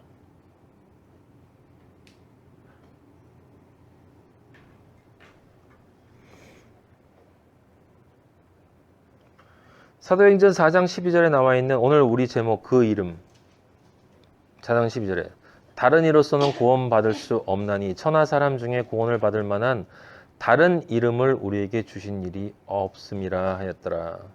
그 다음에 4장 19절 베드로와 요한이 대답하여 이르되 하나님 앞에서 너희의 말을 듣는 것이 하나님의 말씀을 듣는 이 두 가지가 우리에게 찔려야 되겠다라고 하는 거야. 아버지가 우리에게 주시는 말씀이에요. 우리 마하나임은 정말 예수의 이름을 부르는 자인가? 아닌가? 그게 사도행전 4장 12절에서 우리에게 던지는 아버지의 질문이에요. 우리에게 주시는 질문. 두 번째 질문은 4장 19절. 너는 세상 말을 듣니? 내 말을 듣니? 정말 솔직하게 얘기해봐. 너는 세상 말 듣니? 내 말 듣니? 너는 정말 내 이름 부르니? 네 이름 부르니?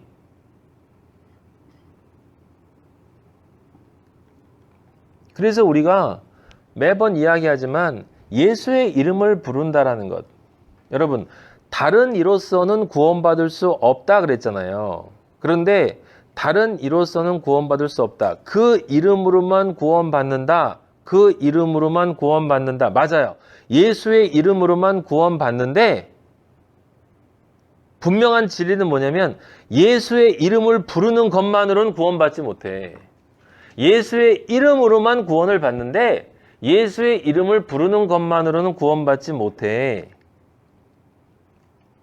예수의 이름을 부르고 예수의 이름을 찬양하고 예수의 이름으로 기도하고 예수의 이름으로 우리는 하지도 못하지만 병 고치고 예수의 이름으로 전도하고 예수의 이름으로 구제하고 봉사하고 예수의 이름으로 예배 보는 그 이름만으로는 구원받을 수 없어.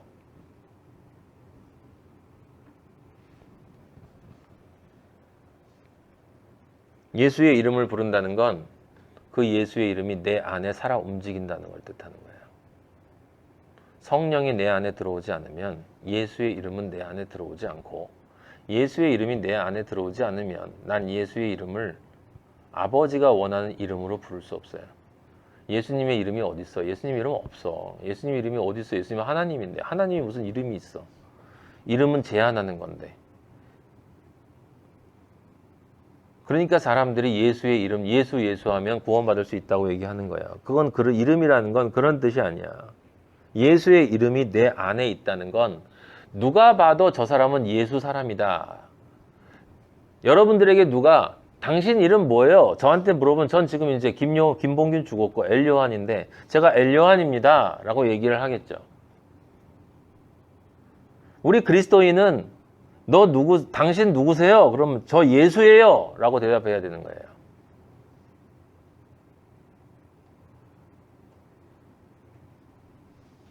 그럼 예수예요 라고 하니까 예수의 생각과 예수의 행동과 예수의 뜻과 예수의 삶과 예수의 존재 양식이 내 안에 내 삶 속에 있어요. 그게 예수의 이름이지. 김봉규는 김봉규처럼 사는 거고 엘요한은 엘요한처럼 사는 거고 여러분은 여러분 각자의 이름처럼 살잖아요. 이름을 부른다라는 건 이름은 그 존재를 뜻하는 거예요. 이름은 그 존재. 예수님이 이름이 어디 있어? 예수님은 이름 없어요. 하나님은 이름 없어요. 근데 우리가 하나님을 불러야 될 거 아니야. 그래서 할 수 없이 준 명칭이에요. 명칭. 우리 안에 들어와야 돼 있어야 되는 건 예수님의 이름인데 예수님의 이름은 예수님의 존재고 예수님의 존재라는 것은 예수 그리스도 그리고 그 예수 그리스도이신 동시에 하나님이신 아버지 그리고 하나님의 영이 어떻게 십자가의 사랑으로 나를 사랑해 주었는가가 내 존재 안에서 영과 혼, 육 안에서 끊임없이 살아 움직이는 것을 뜻하는 거예요. 그게 예수님의 이름을 부르는 건데 아버지가 그렇게 얘기하시는데 어디 감히 예수의 이름을 함부로 불러요. 근데 세상 사람들 다 부르잖아. 그러니까 망령되이 일컫는 거야. 망령되이 일컫는 거야. 예수님 이름 가지고요. 지금 장난하고 있어요. 수많은 사람들이. 나중에 어떻게 심판받을지 정말 걱정되는데 심히 저도 거기 속하지 않을까 걱정되고 하나님 아버지의 그 거룩한 이름 이 세상 그 어떤 것과도 비교할 수 없고 함께할 수 없고 속할 수 없고 섞일 수 없는 아버지만의 그 십자가의 사랑 그 존재 양식 우리에게 부어지는 그 유일한 그 사랑을 뭔지도 모르면서 이름을 불러요.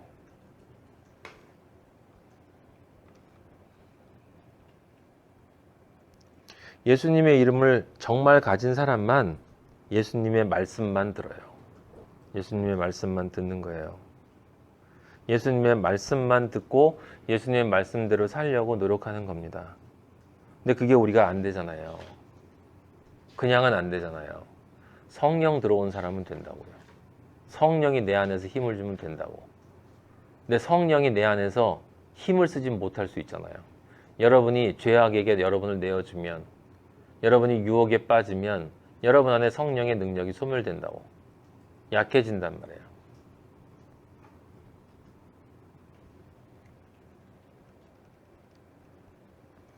아버지가 그 그리스도인에게 그래서 예수님의 말씀만 들어라. 그리스도인이 되라. 예수 그리스도의 이름을 불러라. 이름을 불러라 라고 하는 것을 정리해 준 곳이 있죠. 그게 어디냐면 계시록이에요. 계시록 2장과 3장에 있는 그 7교회에게 보내는 편지가 바로 그거예요. 내 이름을 회복해라. 내 이름을 회복해라. 너희 안에 내 이름을 가져라 라고 하는 이야기를 해주시는 거죠. 첫 번째 에베소 교회에게 보내는 것부터 시작해서 7교회에게 보내는 것이 사실은 여러분에게 나 자신에게 나에게 그리고 여러분에게 그리스도인으로 너희가 정말 나중에 아버지 왔을 때 그리스도인으로 정말 들려 올려지고 나와 함께 영생으로 들어갈 수 있으려면 이렇게 돼야 한다. 첫 번째는 첫사랑을 회복하라는 거야. 아버지를 처음 만났을 때 그 기쁨 그 환희, 아버지의 명령만 떨어지면 무엇이든지 할 수 있을 것 같은 그 마음. 내가 얼마나 죄인이었는가가 떠오르며 아버지의 십자가를 생각하면 감사의 눈물이 흘러내리는 그 상태. 그냥 아버지를 찬양하고 싶은 그 마음. 누구에겐가 예수 그리스도를 전하고 싶은 마음. 그게 첫사랑이에요. 그 첫사랑을 회복하지 않으면 아버지를 만났을 때 그 첫사랑과 동일한 상태로 되어 있지 않으면 넌 천국에 들어올 수 없다라는 게 아버지의 말씀이에요. 왜냐하면 첫사랑이 회복되지 않으면 촛대를 옮겨버린다고 했어요. 촛대 옮겨주면 우리는 그냥 지옥 가는 거예요.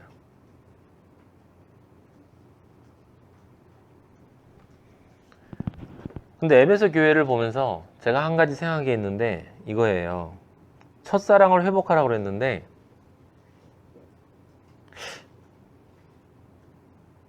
이건 첫사랑을 경험한 사람만 회복할 수 있는 거야. 그것도. 회복하지 않는 것도 문제인데 첫사랑을 경험한 사람만 회복할 수 있는 거야. 첫사랑을 경험하지도 못했으면 회복이라는 말도 무의미해. 아버지가 너무 좋아서 미칠 것 같은 경험을 해보지 못한 사람은 회복해야 할 곳도 몰라. 어디 갈 건데? 어디로 회복할 건데? 그럼 그거는 성령 체험을 못했다는 뜻이거든요. 정말 아버지가 나에게 명령을 하면 뭐든지 할 것 같은, 이 세상에 어떤 것도 아버지 외에 다 정말 쓰레기 같은, 다 내려놓을 수 있을 것 같은, 아버지를 찬양하는 게 너무 기쁜 거, 예배 참석하면 너무 좋은 거. 그래서 예배를 참석하지 못하면 그 시간을 놓치면 죽을 것 같은 거. 어떤 것보다 예배를 참석하는 게 더 중요하고, 아버지께 찬양하고 아버지께 기도하는 것이 나한테 너무 천국이기 때문에 맨날 그것만 했으면 좋겠는 거. 그 첫사랑을 경험했는데 지금 그렇지 않으면 그걸 회복하라는 거예요. 근데 그걸 경험하지 않았는데 어떻게 회복해? 그럼 기도해야죠. 기도해야 되는 거예요. 첫사랑을 달라고. 예수 그리스도와의 첫 번째 신방을 경험하게 해주세요. 그 상상할 수 없는 황홀함, 상상할 수 없는 환희, 상상할 수 없는 신비, 아버지와 하나가 된, 그것 조금 알라고 여러분들 알량한 남녀의 사랑, 이 사랑도 아닌 사랑, 이 몸뚱아리들의 집착, 그것도 이 세상에서 남녀가 사랑한다고 믿는 인간들끼리 결합할 때는 그것도 굉장히 환희잖아. 떨어지고 싶지 않고 그런 경험이 있고, 우리는 그런 것도 또 그리워하잖아요. 또 이성을 어떻게 좀 만나볼까, 좋은 사람 만나서 정말 이런 사랑을 한번 해보고 싶잖아요. 그거를 우리에게 주신 건 예수 그리스도와의 그 신방, 예수 그리스도와의 그 경험, 그거를 알라고. 그것에 전혀 미칠 수는 없지만 그래도 이 세상에 있는 것 중에 그게 제일 가까운 거야 라고 우리에게 주신 게 남녀의 사랑하는 사람 사이의 성적인 결합이란 말이에요. 지금은 그게 뭔지 아는 사람들, 그것조차도 사람들이 모르고 살지만 지금은 이 세상 사람들 보면은 그거 없어졌잖아요. 다.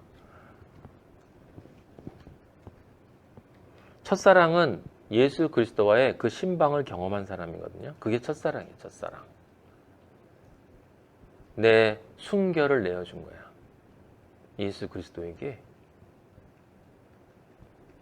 그러면 그 신랑이 다시 올 때까지 정조를 지켜야지. 예수님이 다시 온다고 오늘 베드로 설교에도 나와 있죠. 정조를 지켜야죠. 늘 그 예수만 바라봐야지. 이제 예수를 만났으면, 예수와 하나 됐으면,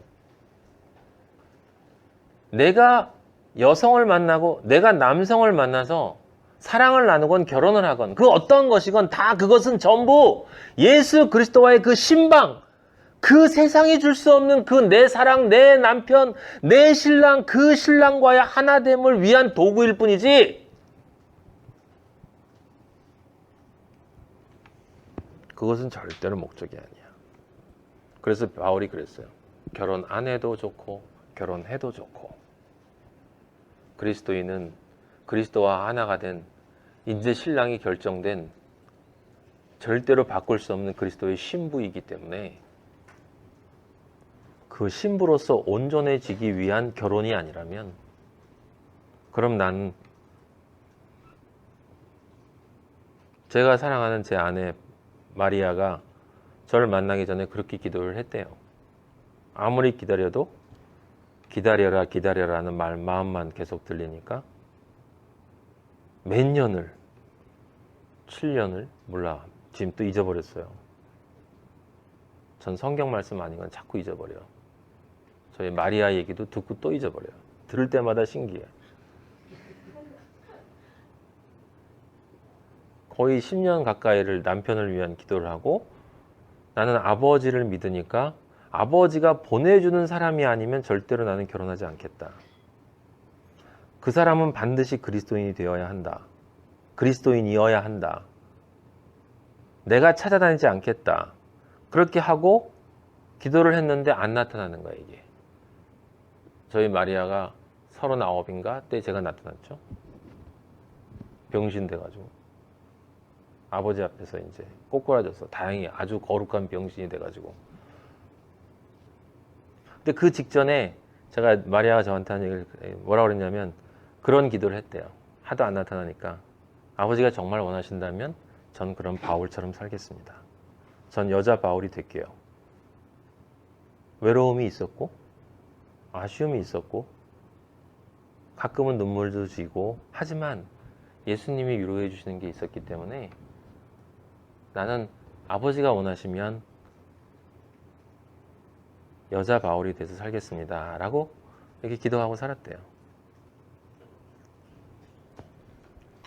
이건 하나의 사례일 뿐이고 남녀의 문제, 이게 예수 그리스도와 내가 신부와 신랑의 관계이기 때문에 그런 거예요.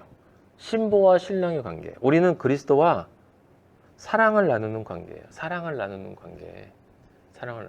그래서 그 아가서가 정말 예수 그리스도와의 그 사랑의 그 환희를 설명해 주는 거예요. 근데 그 자꾸 그걸 영적으로 읽지 못하면 세상적으로 좀 단순하게 읽어버리고 그냥 사랑이래 뭐 이렇게 하고 넘어가니까, 사랑이 뭔지도 모르니까.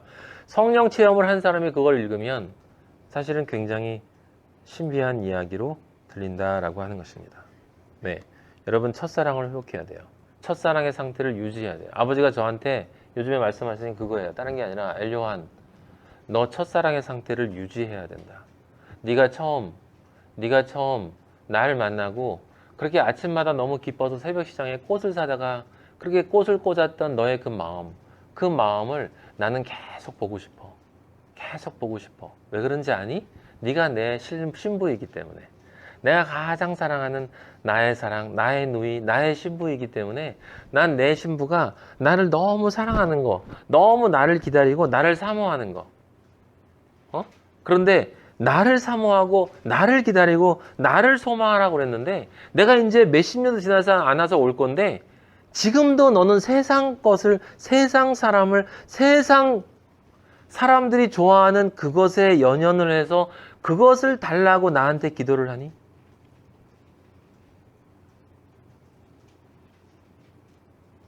신부가 하는 기도는 다른 게 없잖아요. 신부가 하는 기도는 신랑님 빨리 오세요. 저는 정조를 지키고 있을 거예요. 라고. 그래서 두 번째 교회인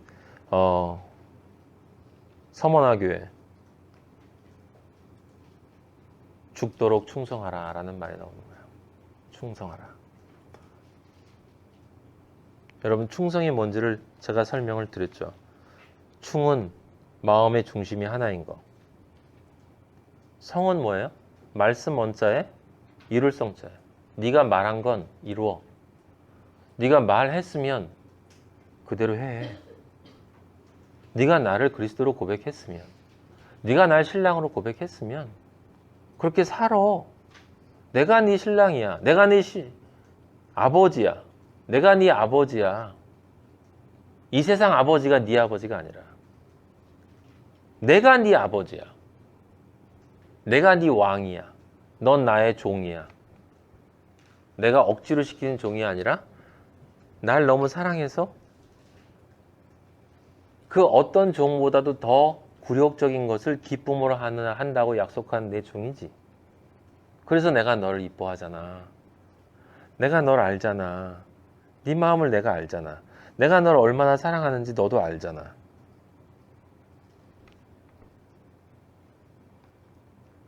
버가모 교회인 세 번째 교회에게는 하시는 말씀 뭐였어요?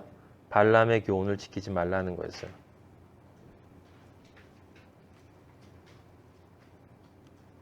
그건 니골라당의 교훈을 지키지 말라는 것과 같은 뜻이고 이세벨의 교훈을 따라가지 말라는 것과 같은 말이에요. 우상의 제물을 먹지 말고 행음하지 말라. 근데 그냥 단순하게 우상 먹지, 제물 행음하지 이런 뜻이 아니에요. 여러분, 발람의 교훈이라고 하는 말 속에는 무슨 뜻이 있냐면, 발람이 발락이라고 하는 모압인가? 이스라엘을 대적하는 그 모압의 발락이라는 왕이 있는데, 그 발락이 이스라엘을 이길 수 있도록 이스라엘을 저주해달라고 했어요. 저주해달라고. 근데 발람이 뭐라고 그랬냐면, 나는 하나님이 시키는 것밖에 할 수 없다. 그렇게 해서 3번인가 찾아왔는데 2번인가 찾아왔군요. 2번 찾아왔을 때 자기는 하나님이 시키는 것밖에 할 수 없다고, 저주할 수 없다고, 하나님이 시키지 않는다고 해서 안 따라가려고 하다가 이제 2번 찾아와서 따라가가지고 3번 저주를 부탁하는데 3번 다 하나님이 저주하지 말라고 그래서 저주를 하지 않고 오히려 축복을 해요. 그리고 결국 아무것도 못 얻고 돌아가. 그런데 성경은 뭐라고 그러냐면 발람의 교훈을 지키지 말라고 그래요. 발람이 우상의 제물을 먹은 것이고 발람이 행음한 거래. 그게 무슨 뜻이냐? 발람은 그 민수기서에 쭉 보면 뭐라고 얘기했냐면 그 하나님이 저주하지 말라고 하신 백성을 난 저주할 수 없다라는 이야기를 합니다. 그런데 중요한 건 뭐냐면 처음 발락이 사신을 보냈을 때 하나님 아버지가 가지 말라고 그러거든요. 근데 발람은 나는 하나님이 시키는 것밖에 할 수 없다라고 얘기하고 문제는 뭐냐면 말은 전혀 부인하지 않았는데 하나님이 시키는 말만 했는데 그의 발은 발락을 따라갔어요. 그의 발이 발락을 따라갔어요.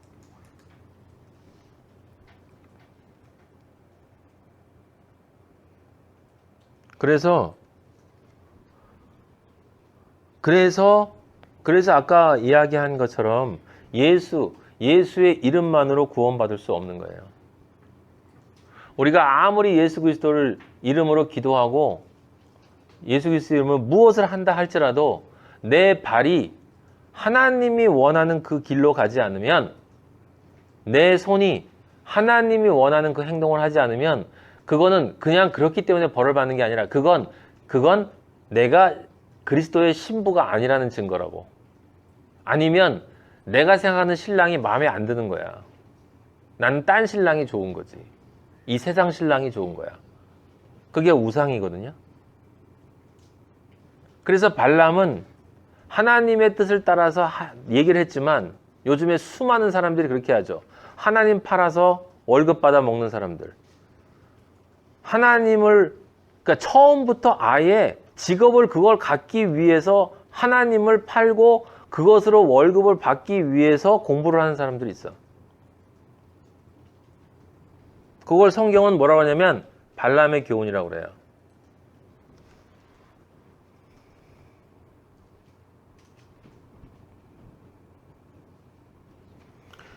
그 유다서 1장 11절 한번 볼래요?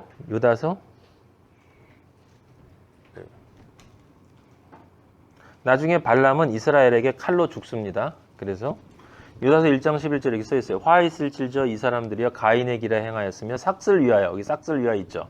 삭슬 위하여 이 세상 것을 좋아해. 재물을 좋아해.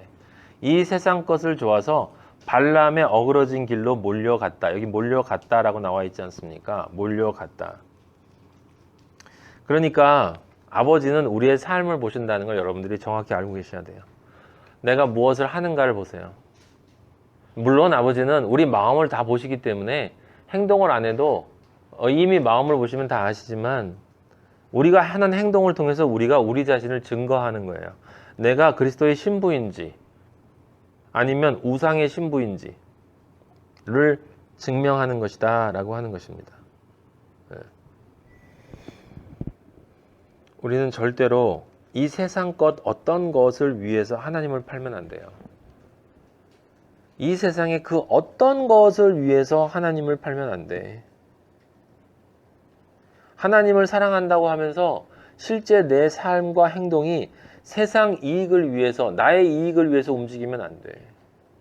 여러분, 우리 자신을 잘 봐야 돼요. 제발 아버지한테 기도해서 매일 제가 혹시 아버지, 정말 아버지가 아니고 아버지를 이용하고 아버지를 장난삼고 아버지가 원하지 않는 삶을 살면서 내가 그리스도인이라고 하는 부분들이 있으면 내가 그것을 깨닫게 해주세요. 깨닫지 못하는 것들도 깨닫게 해주시고 회개할 수 있는 능력을 허락해 주시고, 아버지 정말 제가 첫사랑이 뭔지 경험을 못했어요. 저 정말 경험하고 싶어요. 아버지가 너무 좋아서 하루 24시간을 미친 듯이 뛰어다녀 보고 싶어요. 근데 전 경험하지 못했어요. 아버지, 그러니까 저 경험하게 해주세요. 아니면 날 죽이든지. 제가 아버지 처음 만났을 때 그렇게 기도했거든요. 나 아버지 안 만날 거면 나 죽이라고. 당신이 정말 살아있는데 나 안 만나줄 거면 나 죽이라고 그랬어요. 아버지한테. 차라리 죽여주세요. 뭐 이거나 저거나 의미 없으니까. 간절히 찾는 자가 아버지를 만난다고 했거든요. 그리고 여러분들하고 저는 아버지가 요구하시는 그 기준에 부합되는 삶을 살아야 돼요. 아버지가 이제 그런 걸 요구하세요. 왜 그런 걸 요구하실까? 제가 가만히 생각해 봤어요. 오실 날이 진짜 가까웠기 때문이에요. 진짜 가까웠기 때문에. 그 네 번째 교회인 두아디라 교회도 마찬가지죠. 거기도 이세벨을 용납했단 말이에요. 네. 사대 교회는 온전하게 부정된 교회예요. 살아있다라고 이름은 가졌는데 넌 죽었다고 그랬어요. 그리스도인이라고 이름을 가지고 있지만 실제로는 완전하게 죽어있는 사람들이 많아요, 여러분. 교인들은 대부분 죽어있어. 빌라델비아 교회의 적인 특성에서는 예수 그리스도의 이름을 배반하지 말라. 자, 마지막으로 라오디게아 교회에 뜨겁지도 않고 차지도 않다. 미지근하다. 뜨겁지도 않고 차지도 않다라는 건 믿으려면 믿고 믿지 않으려면 믿지 말라 이런 뜻이 아니에요. 샘물의 시원함처럼 생수같이 우리에게 와야 된다는 뜻이에요. 차갑다는 것은. 그런 존재가 되어야 된다는 거야. 샘솟는 생물처럼. 뜨거운 건 성령의 뜨거움이 있어야 된다는 거예요. 열정이 있어야 된다는 거예요. 모든 것은 성령이 없으면 불가능합니다. 아버지가 우리에게 말씀하세요. 마하나이마 일어나라. 내가 나의 피로 씻고 너희를 구속했다. 너희는 거룩한 백성이다. 마하나이마, 기독교는 죽어도 교회는 산다. 교회는 한 번도 죽은 적이 없다. 교회는 늘 승리했다. 교회는 늘 완전했다. 교회는 늘 선했다. 구원을 받는 길은 많은 사람들이 생각하는 것처럼 쉽지 않다. 마하나이마, 작은 것들에 연연하지 마라. 지금 이 순간 작은 것들, 이 세상의 모든 것들은 다 작은 것들이야. 큰 건 하나밖에 없다. 내 아들이 되는 거. 그것 이외에는 모두가 작은 것들이다. 그러니 지금 이 순간 네가 너 자신의 존재와 삶을 들여다보고 바꾸어야 할 것이 있으면 바꿔라. 바꾸어야 할 것을 바꿔라. 바꾸어야 하는 것은 반드시 바꾸어야 한다. 지금 이건 아버지가 여러분들에게 하라고 하시는 말씀을 제가 읽어드린 거예요. 저에게도 하신 말씀이고 여러분에게도 하신 말씀이에요. 아버지 감사합니다. 영광 받아 주시옵소서. 오늘 늦게 시작해서 아버지의 말씀의 시간을 온전하게 가지지 못한 것 용서하시고 아버지의 거룩함을 거룩함으로 받아들이지 못하고 아버지여 우리가 예배를 보고 말씀을 받는 우리들의 삶의 존재 양식이 아버지여 신랑을 기다리는 신부의 모습이 아버지 온전하게 되어지지 못했던 것 용서하시고 아버지 그러나 우리를 사랑하여 주셔서 있는 모습 그대로 받아주시고 진리의 말씀을 허락해 주시니 감사합니다. 바뀔 것 바뀌게 하시고 온전한 신부로서 하나님 아버지 예수 그리스도의 재림을 소망하는 이제 정말 얼마 남지 않은 그 삶을 거룩함의 삶으로 살아내고 이 세상 중요하지 않은 것들 내려놓고 정말 중요한 큰 것들을 위해 인제 정말 살아나갈 수 있는 마하나임으로 만들어 주시옵소서. 예수 그리스도 이름으로 기도하였습니다. 아멘. 하늘에 계신 우리 아버지 이름이 거룩히 여김을 받으시오며 나라의 마옵시며 뜻이 하늘에서 이루어진 것 같이 땅에서도 이루어지이다. 오늘날 우리에게 일용할 양식을 주옵시고 우리가 우리에게 죄 지은 자를 사하여 준 것 같이 우리 죄를 사하여 주옵시고 우리를 시험에 들지 말게 하옵시며 다만 악에서 구하옵소서. 나라와 권세와 영광이 아버지께 영원히 있사옵나이다. 아멘.